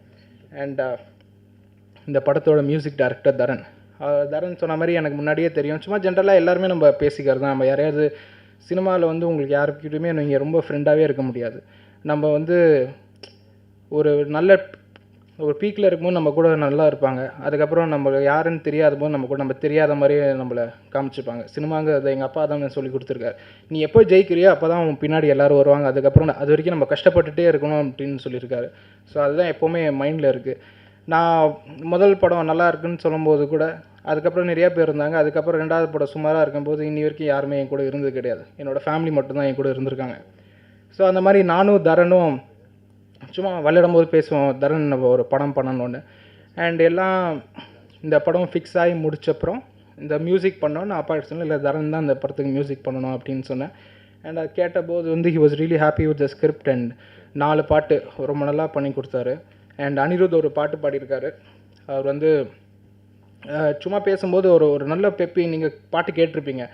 வேறு யாராவது வச்சு பேசலான்னு பாடலான்னு வச்சப்போ அப்போ தரன் சொன்னார், பிரதர் நான் வந்து அனிருத் கிட்ட நான் பேசியிருக்கேன். அவர் சொன்னார், நீங்கள் என்றைக்காவது ஒரு படம் பண்ணும்போது சொல்லுங்கள், அவர் உங்களுக்கு நான் வந்து பண்ணி கொடுக்குறேன் அப்படின்னு சொன்னார். ஸோ அவர் அப்ரோச் பண்ணார். And he was really very nice gesture. அவர் வந்து எங்களுக்கு வந்து பண்ணி கொடுத்துருந்து எங்களுக்கு ரொம்ப சந்தோஷம். நான் அனிருத்துக்கு நன்றி சொல்கிறேன். அண்ட் நாமுத்துக்குமார் சார் இன்றைக்கி அவர் நம்ம கூட இல்லை. அவர் எழுதின ஒரு வரியும் எங்களுக்கு இன்னும் என் மனசில் இருக்குது. அண்ட் அவர் கூட நான் 3வது படம் இந்த ஃபஸ்ட் டைம் அவர் கூட நான் ஒர்க் பண்ணுறது. ஸோ பாட்டு இந்த வரிகளோட அவர் எங்கள் கூட பேசின வரிகள் தான் வந்து என் மனசில் இன்னும் ஆழமாக பதிஞ்சிருக்கு. அவர் வந்து நிறையா விஷயம் பேசியிருக்காரு, நிறையா சொல்லியிருக்காரு. ஸோ அதெல்லாம் வந்து இந்த சமயத்தில் நான் ஞாபகம் வச்சுக்கிறேன். ரொம்ப நன்றி sir. And cameraman Gopi first எடுத்தோடனே அவர் வந்து சொன்னார், நீங்கள் கொஞ்சம் வெயிட் லூஸ் பண்ணணும், அப்போ தான் நல்லா இருப்பீங்கன்னாரு. ஸோ முதல்ல எப்போவுமே நான் படம் 2007லேருந்து இன்னி வரைக்கும் ஆரம்பித்த வரைக்கும் எல்லாருமே வந்து முதல்ல எங்கள் அப்பா கிட்ட சொன்னது வந்து உங்கள் பையன் குண்டாக இருக்கான், நல்லா நடிக்கிறேனான்னு சொன்னது கிடையாது, டான்ஸ் ஆடுறேனான்னு சொன்னது கிடையாது, இல்லை நான் நல்லா இருக்கேனா இல்லையான்னு சொன்னது கிடையாது. ஃபஸ்ட்டு எல்லாருமே சொன்னது நான் குண்டாக இருக்கேன்னு தான் சொன்னாங்க. ஏன்னா இப்போது அது ஏன் எல்லாருக்குமே அந்த ஒரு மைண்ட் செட்டு, எல்லாருமே வந்து ஒல்லியாக இருந்தால் தான் நடிக்க வருமா, டான்ஸ் ஆட வருமா, சண்டை போட வருமானு எனக்கு அது தெரியல. ஸோ அந்த மாதிரி ஒரு மைண்ட் செட்டில் எல்லாருக்கிட்டுமே சொல்லிட்டு இருந்தாங்க. பட் நானும் நினச்சேன், சரி எல்லாருமே அதுதான் சொல்லிகிட்டு இருக்காங்க, சரி மேபி நம்ம உடம்பை குறைச்சிடலான்னு சொல்லி ஐ ட்ரைட் மை பெஸ்ட். இந்த படத்துக்காக ஒரு 20 கிலோஸ் நான் லூஸ் பண்ணேன் நான். ஸோ அது வந்து மதனும் அது இன்சிஸ்ட் பண்ணார், அண்ட் கேமராமேனும் அது இன்சிஸ்ட் பண்ணாங்க. ஆனால் அண்ட் எண்ட் ஆஃப் த டே நம்ம எதாவது கஷ்டப்பட்டால் தான் நமக்கு ஏதாவது ஒரு நல்லது நடக்குங்கிற ஒரு விஷயம் நான் வந்து கற்றுக்கிட்டேன். அண்ட் என்னை அழகாக காமிச்சிருக்காரு கேமராமேன். ஸோ கோபி சாருக்கு ரொம்ப நன்றி. சாங்ஸ் எல்லாம் ரொம்ப நல்லா வந்திருக்கு. தரன் சொன்ன மாதிரி தான், நம்ம என்னதான் பாட்டு நல்லா போட்டாலும் அது விஷுவலாக நல்லா எடுத்து கொடுக்கறது வந்து கேமராமேன் தான். So he did a great job. நான் இது வரைக்கும் பண்ண 2 படத்துலேயே பெஸ்ட் கேமராமேனோட ஒர்க் பண்ணியிருக்கேன்னு நான் நினைக்கிறேன். ரொம்ப சந்தோஷமாக இருக்குது. And editor Siva. ஸோ நாங்கள் கஷ்டப்பட்டதோடு அவர் தான் இன்னும் இந்த படத்துக்கு இன்னும் கஷ்டப்பட்டுருக்காரு. எல்லாத்தையும் ஒன்றா சேர்த்து டே அண்ட் நைட்டு 10 மணி 11 மணி 12 மணி எந்த டைமாக இருந்தாலும் திடீர்னு ஃபோன் ஏதாவது ஒன்று வேணுன்னா திடீர்னு அவருக்கு ஃபோன் பண்ணிவிடுவான், பிரதர் என்ன ஆச்சு, இது முடிச்சிட்டோம்னா இல்லை உடனே உங்களுக்கு வாட்ஸ்அப் பண்ணிடுறேன்றாரு. உடனே அதை கம்ப்ரெஸ் பண்ணி வாட்ஸ்அப் பண்ணி எல்லாம். ஸோ ஒரு வாட்டியும் ஒரு வெர்ஷன் எடிட் பண்ணும்போது அவர் கேட்டுகிட்டே இருப்போம், பிரதர் படம் எப்படி இருக்குன்னு நீங்கள் சொல்லுங்கள், நீங்கள் தான் சொல்கிறீங்க, நீங்கள் தான் கட் பண்ணுறீங்க, நீங்கள் தான் எப்படி இருக்குன்னு சொல்லுங்கள் அப்படின்னு நான் சொல்லிக்கிட்டே இருந்தேன். ஸோ கேட்டே இருப்பேன். அவர் ஒரு வாட்டியும் அதை சொல்லிக்கிட்டே இருப்பார். ஸோ சிவா ரொம்ப நன்றி. அண்ட் எங்கள் அப்பா சொன்ன மாதிரி அவருக்கு எப்படி அவர் லைஃப்பில் வந்து வசந்தன் அங்கிள் வந்து கைட் பண்ணாரோ அதே மாதிரி தான் எனக்கும் அவர் இன்னி வரைக்கும் கைட் பண்ணிகிட்டே இருக்கார். ஸோ அவருக்கு ஒரு பெரிய நன்றி. எனக்கு என்றைக்காவது ஒரு பிரச்சனை, நான் ரொம்ப அப்செட்டாக இருக்கேன், ரொம்ப இதுவாக இருக்கேன்னா நான் அவருக்கு உடனே ஒரு ஃபோன் பண்ணிவிடுவேன். அவர் கூட பேசினாலே நமக்கு ஒரு பெரிய ஒரு பாசிட்டிவிட்டி, நமக்கு எல்லாமே ஒரு கரெக்டாக நடக்கிற ஒரு ஃபீலிங் வந்துடும். அண்ட் ஒன் மோர் திங், எல்லாருமே வந்து நினச்சிக்கிறாங்க ஒரு ஆர்டிஸ்ட்டோட பையனாக இருந்தால் ஜெயிக்கிறது ரொம்ப ஈஸி, அவங்களுக்கு வந்து ஒரு எல்லாமே ரொம்ப ஈஸியாக கிடச்சிடுங்கிறது. அது வந்து ரொம்ப ரொம்ப ஒரு டிஃபிகல்ட்டான விஷயம். அது வந்து எங்களுக்குலாம் ஒரு பெரிய விசிட்டிங் கார்டு தான். பட் அதை நம்ம எப்படி யூஸ் பண்ணுறோங்கிறது எல்லாமே நம்மக்கிட்ட தான் இருக்குது. அண்ட் நான் எவ்வளோ தான் அப்செட் ஆனாலும் வந்து எங்கள் அப்பா ரொம்ப பாசிட்டிவாக இருப்பார். எனக்கு என் மேலே இருக்கிற நம்பிக்கையோட எங்கள் அப்பாவுக்கு என் மேலே இருக்கிற நம்பிக்கை தான் ரொம்ப ஜாஸ்தி. ஸோ அது எப்போவுமே அவர் வந்து எல்லாருக்கிட்டையுமே சொல்லுவார். அவருக்கு ரொம்ப நன்றி. அண்ட் ஜெகன் ஜார்ஜ், ஸோ இந்த படத்தில் வந்து அவங்க ஃப்ரெண்டாக பண்ணியிருக்காரு. ரொம்ப நல்லா பண்ணியிருக்காங்க. அண்ட் அவங்க கூட ஒர்க் பண்ணது ரொம்ப சந்தோஷம். ஏன்னா ஜெகன்லாம் எவ்வளோ நிறையா படம் பண்ணிட்டார். என் கூட அவ்வளோ ஈக்குவலாக உட்காந்து பேசிக்கிட்டு ரொம்ப வருஷம் தெரிஞ்ச மாதிரி ஒரு ஃபீலிங் எனக்கு ஜெகன் ஜார்ஜ் எல்லாம். நான் படத்தில் ஆட் நடிக்கிறவங்களாம் இருந்திருக்கோம். அவர் டேரக்ட் பண்ணுவார். ஒரு ஸ்பூஃப் மாதிரி நாங்கள் பண்ணியிருக்கோம். ஸோ அது எல்லாமே ரொம்ப நல்லா வந்திருக்கு. இந்த படத்தோட அசோசியேட் டைரக்டர் சந்தோஷ். ஸோ ஒரு வாட்டி எதாவது முடிச்ச அப்புறம் மதன் வந்து எங்கிட்ட ஒரு சஜஷன் சொல்லார். இன்னொரு வந்து சந்தோஷ் வந்து சொல்லுவார், பாஸ் நீங்கள் அந்த மாதிரி பண்ணுங்கள் பாஸ் அப்படிவார். ஸோ எல்லாருக்குமே ஒரு ரேப்போ ரொம்ப நல்லா இருந்துச்சு. நீங்கள் எப்போவுமே ரொம்ப ஒரு கம்ஃபர்டபுளாக இருக்கும்போது தான் வந்து நீங்கள் ஒர்க் பண்ண முடியும். திடீர்னு ஒருத்தர் வந்து வேறு மாதிரி பேசிட்டு நம்ம அந்த வைப் சரியாக இல்லைனா அந்த எண்டு ப்ராடக்ட் வந்து சரியாகவே வராது. ஸோ அதனால் சந்தோஷ்க்கு தேங்க்ஸ் சொல்லிக்கிறேன். அண்ட் கொரியகோஸ் ரங்கா சார், அவர் வந்து எனக்கு அப்பாவாக நடிச்சிருக்காரு படத்தில். அண்டு ரொம்ப சந்தோஷமாக இருக்குது அவரோட. அவரும் விசு சார் மாதிரி தான். ஒரு வாட்டி சொல்லும்போது இந்த படம் ரொம்ப நல்லா வரும், நீ ரொம்ப நல்லா வருவ அப்படிம்பார். Thank you so much sir. And Chaams, படம் பார்த்து ரொம்ப என்ஜாய் பண்ணி நாங்கள் சிரித்தோம். அவரோட போர்ஷன்ஸ் எல்லாமே நம்ம ஷூட்டிங் முடிச்சப்பறம் கேட்பார், ஷூட்டிங் அவ்வளோதான், நான் ஒன்றுமே நடிக்கவே இல்லையே அப்படிம்பார். ஸோ அது வந்து ஆனால் அவர் தான் கிளைமேக்ஸ்லாம் அவர் தான் வந்து கேரி பண்ணிட்டு போகிறாரு. ரொம்ப நல்லா பண்ணியிருக்காரு. அண்ட் படத்தோட ஹீரோயின் பூர்ணா, அதில் நிறையா பேசிட்டே இருந்தோம். ஒரு லீடிங் ஹீரோயின் போடலாமா, அப்புறம் சில பேர் நம்ம கூட நடிப்பாங்களான்னு தெரியாது, பெரிய ஹீரோயின் வந்து என்னோட நடிப்பாங்களான்னு தெரியாது, இவங்க நடிப்பாங்க. ஸோ அந்த மாதிரி இருக்கும்போது அண்ட் பேசும்போது பூர்ணா கிட்ட சொன்னால் அவங்க she was really interested. And அவங்க வந்து அவங்க வந்து பண்ணாங்க. அவங்க வந்து எக்ஸலண்ட்டான ஒரு பெர்ஃபார்மர். அண்ட் அவங்க பேசிக்கலாக ஒரு டான்ஸர்னால நீங்கள் பார்த்தாலே உங்களுக்கே தெரிஞ்சிருக்கும், ரொம்ப நல்லா டான்ஸ் பண்ணியிருக்காங்க. அண்ட் பூர்ணாக்கு congrats. And production manager Bhaskar, ஏதாவது லொக்கேஷன் தெரியலனா ஃபஸ்ட்டு திட்டு வாங்குறது வந்து பாஸ்கர் தான். எல்லா வேலைகளும் கரெக்டாக பண்ண பாஸ்கருக்கு நன்றி. அண்ட் இவர் விஜய் முரளி சார், ஈவிஆர் மோகன் அங்கிள். ஈவிஆர் மோகன்லாம் அங்கிள்னு சொல்கிறேன் ஏன்னா நான் பிறந்ததுலேருந்து அவர் என்னை பார்த்துட்ருக்காரு. என்னோடய எவ்ரி மூவ், என்னோடய எவ்ரி லைஃப்பில் எவ்ரி ஸ்டெப் வந்து அவருக்கு தெரியும். ஸோ அதனால் ஈவிஆர் மோகன் அங்கிளுக்கு ரொம்ப நன்றி. சத்யாவுக்கு நன்றி, விஜய் முரளி சாருக்கு நன்றி. அண்ட் இந்த படத்தோட கோரியோகிராஃபர்ஸ் சதீஷ் அண்ட் சாண்டி, அவங்க 2 பேரும் இன்றைக்கி வரல. பட் சதீஷ்க்கு வந்து வெரி வெரி தேங்க்ஃபுல். ஏன்னா எனக்கு என்ன சூட்டபுளாகும் இருக்கும், எனக்கு என்ன வரும்னு சதீஷ்க்கு வந்து நல்லா தெரிஞ்சிருச்சு. ஸோ எனக்கு என்ன கம்ஃபர்டபுளாக இருக்கும், எனக்கு என்ன ப்ளஸ்ஸாக இருக்குங்கிற மாதிரி கோரியோகிராஃப் பண்ண சதீஷ்க்கு வந்து really very thankful. And Satish எனக்கு ரொம்ப வருஷமாக தெரியும். பட் இந்த படத்துக்கு அப்புறம் we became really close friends. So இந்த மந்த் இந்த படத்தை ரிலீஸ் பண்ண போகிறோம். நீங்கள் எங்கள் அப்பாவுக்கு எவ்வளோ சப்போர்ட் பண்ணீங்களோ இந்த படம் பாருங்கள், நீங்கள் டெஃபினட்டாக என்ஜாய் பண்ணுவீங்க. எப்படி வேறு ஒரு ஜானரில் ஒரு படம் வந்து அதுக்கப்புறம் தொடர்ந்து அதே மாதிரி படம் வந்ததோ, இந்த படம் வந்தப்புறம் திருப்பியும் அந்த ஃபேமிலி ஜானரான படம் வந்து ஒரு ட்ரெண்ட் செட்டராக அதே மாதிரி படம் வந்து டெஃபினட்டாக வர ஆரம்பிக்கும். அதில் நாங்கள் ரொம்ப கான்ஃபிடெண்ட்டாக இருக்கோம். எங்கேயுமே ஒரு மூஞ்சி சுளிக்கிற மாதிரியோ அந்த மாதிரி எந்த இடமே இருக்காது. ஒரு கம்ப்ளீட் க்ளீன் ஒரு ஃபேமிலி என்டர்டெயின்மெண்ட்டாக இந்த படம் டெஃபினட்டாக 100% இருக்கும். நீங்கள் தேட்டர்லேருந்து உள்ளே வந்ததுலேயும் வெளியில் போகிற வரைக்கும் இந்த படத்தை நீங்கள் என்ஜாய் பண்ணுவீங்க.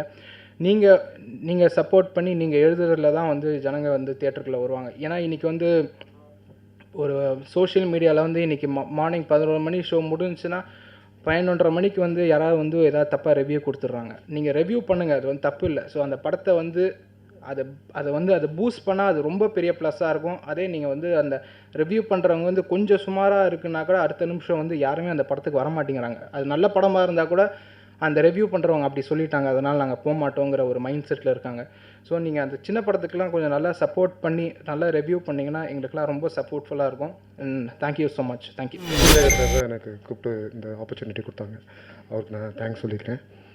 அண்ட் சின்ன வயசில் பார்த்த படம் அது. சின்ன வயசுலேயே ரொம்ப பிடிக்கும் அந்த படம். அது இப்போ பண்ண போகிறோம் நம்ம அப்படின்னும்போது பயங்கர எக்ஸைட்மெண்ட் அது.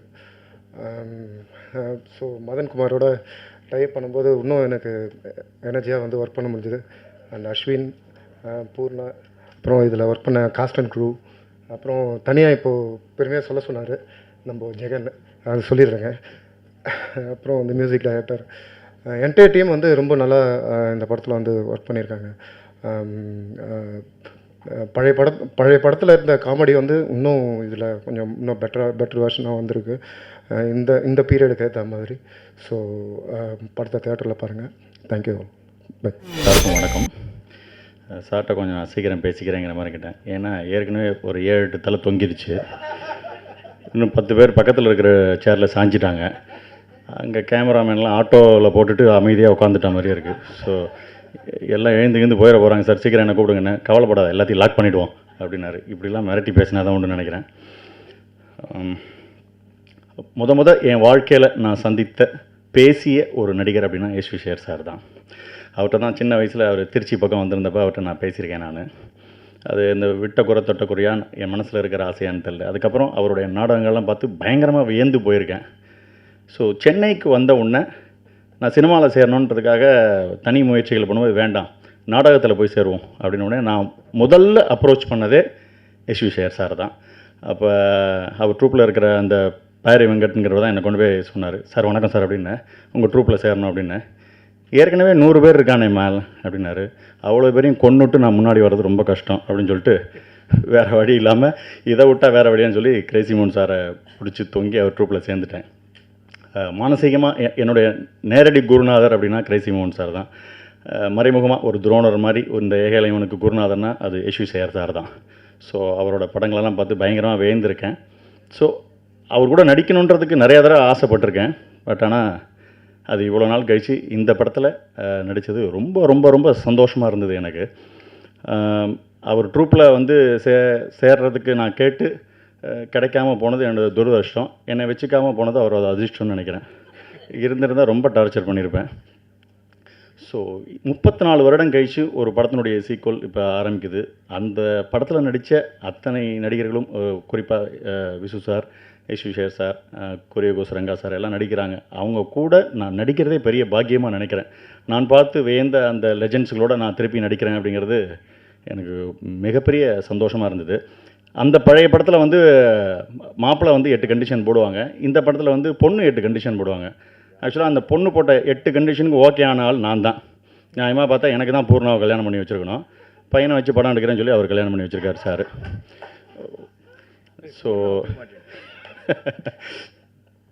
ஸோ இந்த படத்தில் நடித்ததெல்லாம் ரொம்ப சந்தோஷமான அனுபவங்கள். அது தவிர ரொம்ப டீசெண்டான ஒரு யூனிட்டு, கரெக்டான நாளை கேட்டு கரெக்டாக பயன்படுத்தி கரெக்டாக பேமெண்ட் கொடுத்து கரெக்டாக டிடிஎஸ் சர்டிஃபிகேட் கொடுத்து கிரேட். இன்னொரு தடவை கூப்பிட்டா கண்டிப்பாக நான் நடிக்க வருவேன். அடுத்த மணல் கயிறு பார்ட் 3 எடுக்கிறதா இருந்தால் இந்த மாதிரி 34 வருஷம் கழிச்சுலாம் எடுக்காதீங்க. உடனே அடுத்தடுத்த வருஷமே எடுங்க. எங்களோட பேங்க் பேலன்ஸை கணிசமாக ஏற்றுங்க. ஸோ இந்த படம் மிகப்பெரிய வெற்றி பெறணும். அஸ்வின் சாருக்கு ஒரு மிகப்பெரிய பிரேக்காக அமைஞ்சு டோட்டல் யூனிட்க்கு இது ஒரு சந்தோஷமாக இருக்கணும். அதுக்கு நீங்கள்லாம் சப்போர்ட் பண்ணணும். படத்தை சப்போர்ட் பண்ணுங்கள். படத்தை திரையில் பார்க்குறதுக்கு எல்லாேருக்கும் சொல்லுங்கள், சிடியிலெல்லாம் பார்க்க வேணான்னு சொல்லி. ஓகே, தேங்க்யூ, நன்றி. எனக்கு தெரியும் எல்லாருக்கும் ஆர்வமாக இருக்கீங்க நான் என்ன பேச போகிறேன் அப்படி கிளம்புறதுக்கு. ஸோ இங்கே மேடையில் வீட்டிற்கும் நண்பர்கள் அனைவருக்கும் நன்றி. ஸோ என்னென்னா, சோஷியல் மீடியா வந்து எல்லாம் ரொம்ப பேடாக யூஸ் பண்ணிகிட்ருக்காங்க. நிறையா யங்ஸ்டர்ஸ் மேலே வந்து பல குற்றச்சாட்டுகள் இருக்குது. இந்த முற்றிலும் இந்த வாய்ப்பு கிடைத்ததுக்கு காரணம் வந்து சோஷியல் மீடியா தான். ஏன்னா ஒன்று வந்து சாம்சன் சொன்ன மாதிரி முதல்ல நான் பார்த்த நடிகர் எஸ்வி சேகர் சார் தான். ஏன்னா இவர் கையில் தான் நான் விஷுவல் கம்யூனிகேஷன் படிக்கும்போது பெஸ்ட் ஆக்டர் அவார்டு வாங்கினேன், லோயலா காலேஜில் படிக்கும்போது. ஸோ என்ன வந்து சோஷியாலஜி டைலாக் மிஸ் பண்ணிட்டேன். அதுக்கப்புறமா வந்து 34 வருஷம் கழிச்சு என்னை இந்த படத்தில் நடிக்க கூப்பிட்ருக்காரு. கடவுள் நம்பிக்கை எனக்கு ரொம்ப அதிகம் உண்டு. எல்லாமே காட்ஸ் வில். இப்போ கூட வெளியில் வரும்போது 2 வீலரில் தான் வந்தேன். ஒரு நண்பர் கேட்டார், ப்ரோ என்ன ப்ரோ அசால்ட்டாக 2 வீலரில் வரீங்க அப்படின்னு கேட்டார். ஸோ இதுக்கு நம்ம எப்பயுமே ப்ரிப்பேர்டாக இருக்கணும். ஸோ நாளைக்கு நெக்ஸ்ட் ப்ரெஸ் மீட்டுக்கு நான் காரில் நான் தயாராக இல்லை, எப்பயுமே 2 வீலர் தான் வரணும் அப்படின்னு நான் எமோஷனலாக பேசினேன். ஜெகன் வந்து சச்ச மோட்டிவேட்டர், என்னோட ஒரு வருஷம் சீனியர் அவர். ஜூனியரு, காலேஜில் ஜூனியர். இந்த வாய்ப்பு கிடைச்சது வந்து மிஸ்டர் மதன் வந்து என்னுடைய சோஷியல் மீடியா நண்பர். அவருக்கு வந்து எப்பயுமே நான் வந்து எதையுமே கேட்குறதுக்கு நான் வந்து தயங்கவே மாட்டேன். ஒரு வாய்ப்பு கொடுங்கன்னு எப்பயுமே எல்லார்ட்டையுமே நான் கேட்பேன். ஸோ அந்த மாதிரி கேட்டு உடனே கிளம்பி வாங்க அப்படின்னு சொன்னவர் மதன். ஸோ எஸ்வி சேகர் அண்ணனுக்கு என்னை வந்து உடனே அக்செப்ட் பண்ணதுக்கு எஸ்வி சேகர் அண்ணனுக்கும் நன்றி. ஏன்னா வந்து காமெடி லெஜண்ட்ஸோட இப்போ யங் ஜென்ரேஷன் காமெடியன்ஸ் வந்து சேர்ந்து எப்படி பண்ண போகிறாங்க அப்படின்ற ஒரு மிகப்பெரிய ஒரு சேலஞ்ச் இருந்துச்சு. அதை வந்து அருமையாக எஸ்வி சேகர் அண்ணன் பேலன்ஸ் பண்ணி கொடுத்தாரு. அண்டு நீங்கள் இல்லைன்னா வந்து இன்றைக்கி நாங்கள் இல்லை. ஸோ நீங்கள் தான் எங்களை அடுத்த லெவலுக்கு கூப்பிட்டு வந்திருக்கீங்க. ப்ளஸ் மாறி ப்ரெஸ் மீட்டுக்கு அப்புறம் 2 படம் பண்ணிவிட்டு என்னை யாரும் ப்ரெஸ் மீட்டுக்கெலாம் கூப்பிடல. ஸோ எஸ்வி சேகர் அண்ணன் இது கூப்பிட்டு என்ன ப்ரெஸ் மீட்டில் இங்கே உட்கார வச்சதுக்காக ரொம்ப ரொம்ப நன்றி. ஸோ ஒவ்வொருத்தங்களுக்கும் தனித்தனியாக நான் சொல்லணும். கேமராமேன் சாருக்கும் ரொம்ப என்ன அழகாக காமிச்சிருக்காரு. ஸோ அதனால் அடுத்த படத்தில் ஹீரோவை பண்ணுறேன். ஸோ எல்லாம் வந்து இல்லை நிஜமாங்க ஹீரோவை பண்ணுறேன். தவிர அடுத்த ப்ரெஸ் மீட்டில் நம்ம சந்திக்கும் போது சொல்கிறேன். இது என்னென்னா இது வந்து டிஃப்ரெண்ட் காமெடி. எல்லாம் வந்து பேய் வச்சு எடுத்தாங்க, அப்புறம் நாய் வச்சு எடுத்தாங்க. இப்போது வந்து இந்த இந்த இட்ஸ் ஒரு clean entertainment, it's a family entertainer. So இதை வந்து கட்டாயமாக பாருங்கள். ஸோ சிடிஸில் எல்லாம் தயவுசெய்து பார்த்துறாதீங்க. Please supporters, press people and online media. அந்த மாதிரி சொன்ன மாதிரி அஸ்வின் சொன்ன மாதிரி உடனே வந்து ரிவ்யூ போட்டு அந்த படத்தை வந்து நிறைய பேர் ஒன்றா யாரெல்லாம் உங்களுக்கு தெரியும் அவங்களாம் ரிவ்யூஸ் பண்ணிடுறாங்க. அந்த மாதிரி எதுவும் ரிவ்யூஸ் பண்ணாமல் ஒரு 3 நாளாவது எங்களுக்கு டைம் கொடுங்க. ஃப்ரைடே, சாட்டர்டே, சண்டே, அதுக்கப்புறம் மண்டேக்கு அப்புறம் நல்ல ரிவ்யூ கொடுங்க. அது வந்து எங்களுக்கு ஃப்ரைடேவே வந்து நல்ல பாசிட்டிவ் ரிவ்யூஸ் தான் வரும்னு நான் வந்து கடவுளை நான் பிரார்த்திக்கிறேன். Thank you so much for coming. Thanks அண்ணே அண்ட் தேங்க்யூ. மிகப்பெரிய நன்றியை சொல்லணுன்னா எஸ்விசிஏ சாருக்கு தான் சொல்லணும். ஒவ்வொருத்தரையும் என் படங்கள் பார்த்துட்டு சூப்பராக பண்ணியிருக்கடா, நீ வந்தாலே கை தட்டுறாங்கடா, அப்படி ஆக ஓகன்னு போகுது. சார் என்ன சார் ஏன்னு ஒரு பெரிய கேரக்டர் பண்ணக்கூடாது, யார் சார் தரேன், நான் தரேன்டா அப்படின்னாரு. அதுதான் இந்த பாட்டில் எனக்கு கொடுத்துருக்காரு. இந்த நான் அரண்மனை 1 பண்ணேன், அரண்மனை 2ல் நீங்கள் இல்லையான்னு கேட்டாங்க. அதே மாதிரி நான் பண்ணுற ஒவ்வொரு படத்தையும் இந்த படத்தில் நீங்கள் இல்லையான்னு கேட்பாங்க. அதே மாதிரி இந்த மணற்கை 2க்கு அப்புறம் 3 எடுத்தாங்கன்னா இதில் நீங்கள் இல்லையான்னு கேட்குற அளவுக்கு இந்த படத்தில் எனக்கு நல்ல பேருங்க. எனக்கு ரொம்ப ஆசை விசு சார் கூடவும் எஸ்விசே சார் கூட நடிக்கணும்னு. அந்த வாய்ப்பு இதில் கிடச்சிருக்கு. ஒரு தரகர் எனக்கு பிடிச்ச ரொம்ப நான் விரும்பி நடித்த கேரக்டர். என்னை பற்றி என் கேரக்டரை பற்றி தெரிஞ்ச ஒரு டேரக்டர் மதன். அதனால் எனக்கு தகுந்த அந்த கேரக்டர் கொடுத்துருக்காரு. நான் அஸ்வின் கூடவும் நடித்தது, இங்கே இருக்கிறவங்க எல்லோரும் கூட நடித்து ரொம்ப சந்தோஷமாக இருக்குது. உங்கள் எல்லாரையும் திரும்ப நான் வேண்டி கேட்டுக்கிறது, இந்த படம் சக்ஸஸ் ஆகணும், உங்கள் கையில் இருக்குது. நன்றி, வணக்கம். நண்பர்கள், பத்திரிகை நண்பர்களுக்கெல்லாம் ரொம்ப நன்றி. இங்கே வந்தது எங்களை ஆசீர்வதிக்க வந்ததுக்காக, வாழ்த்துக்கள் சொல்ல வந்ததுக்காக. மணல்கயிறு 34 வருஷம் முன்னாடி வந்த படம். அப்போது மோடிமஸ்தான் ட்ராமா தான் வந்தது. ட்ராமாவில் டபுள் ஆக்ஷன் தான் பண்ணியிருந்தேன்.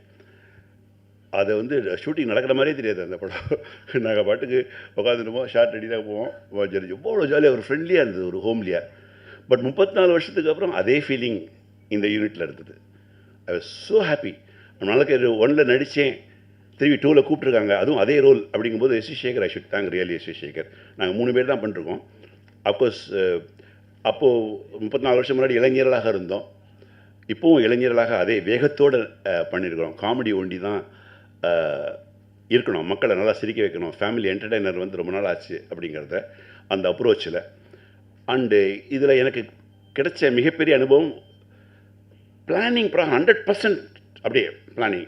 இது இன்றைக்கி இதுதான், இன்றைக்கி இது எப்படி அப்படியே the total team worked. And within 38 டேஸில் இந்த படம் முடிச்சான்னு படத்தை பார்க்கும்போது ஆச்சரியமாக இருந்தது. That too with so many legends. அது ஒரு ப்ளஸ் பாயிண்ட்டு. இன்னொரு ப்ளஸ் பாயிண்ட் என்னை பொறுத்த வரைக்கும், I happen to meet the younger generations of lot of wonderful artist. என்ன ஜெகன், ஜார்ஜ், நம்ம அஸ்வின், சாமிநாதன் சார், சாம்ஸு. சான்ஸே இல்லை. இந்த படத்தை பார்த்தீங்கன்னா Saminathan sir of course done a wonderful lead role. And Chaams வந்து ஒரு பெரிய கலக்கல். இந்த டீமே சாம்ஸு, ஜெகன், அதெல்லாம் பயங்கரமாக சிரிப்பீங்க. டெஃபினட்டாக மினிமம் ஒரு 50லேருந்து 100 இடத்துல வந்து தியேட்டர் லாஃப்டர் இருக்கும், பர்ஸ்ட் அவுட் லாஃப்டர் இருக்குங்கிறதுக்கு வந்து ஐ guaranteed.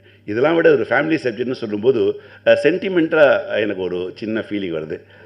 It started with a family. I have never seen such a great father in S.V. Shekhar to bring Ashwin to the limelight. என்ன ஒரு what a wonderful man he is. அழகாக back பண்ணி இந்த மாதிரி subject எடுத்து இப்படி பண்ணி, நான் அதுக்கேற்ற மாதிரி நல்ல ஒரு ஆர்டிஸ்ட்லாம் ஸ்க்ரீன் பிளே செலக்ட் பண்ணி நல்ல ஆர்டிஸ்ட்லாம் பேக்கப் பண்ணி அந்த குழந்தை முன்னுக்கு வரதில் எவ்வளோ அக்கறை சேகர் எடுத்திருக்காருன்னு as a father I really I like that I wish S V Sekhar and Ashwin அஸ்வினுடைய லைஃப் ரொம்ப நல்லா இருக்கணும். அதுக்கு வந்து என்னுடைய பிரார்த்தனைகள். அதுக்கு வந்து உங்களுடைய படம் டெஃபினட்டாக நான் வந்திருக்கேன். பிகாஸ் ஐ சீன் இந்த மூவி கலகலன்னு இருக்குது எல்லாருக்கும். அதை வந்து இன்னும் அடுத்த லெவலுக்கு மக்கள் மத்தியில் பெரிய லெவலில் கொண்டு போகிறதுக்கு உங்களுடைய விமர்சனங்களும் உங்களுடைய interviews what ever it is அது ரொம்ப முக்கியங்கிறது ரொம்ப தெளிவாக தெரியுது. பிகாஸ் இது வந்து சின்ன படம், டெஃபினெட்லி சின்ன படம், பெரிய படங்களுக்கு மத்தியில் மாட்டின்றக்கூடாது அப்படிங்கிறது அழகாக பிளான் பண்ணி தான் ரிலீஸ் பண்ணுறாங்க. Producers also great people. But அதை வந்து கரெக்டாக நீங்கள் கொண்டு போய் அதை சக்ஸஸ் பண்ணி இது மாதிரி நிறைய சின்ன படங்கள் வரத்துக்கு நீங்கள் help பண்ணிங்கனாக்கா we all will be grateful to you. Thank you so much.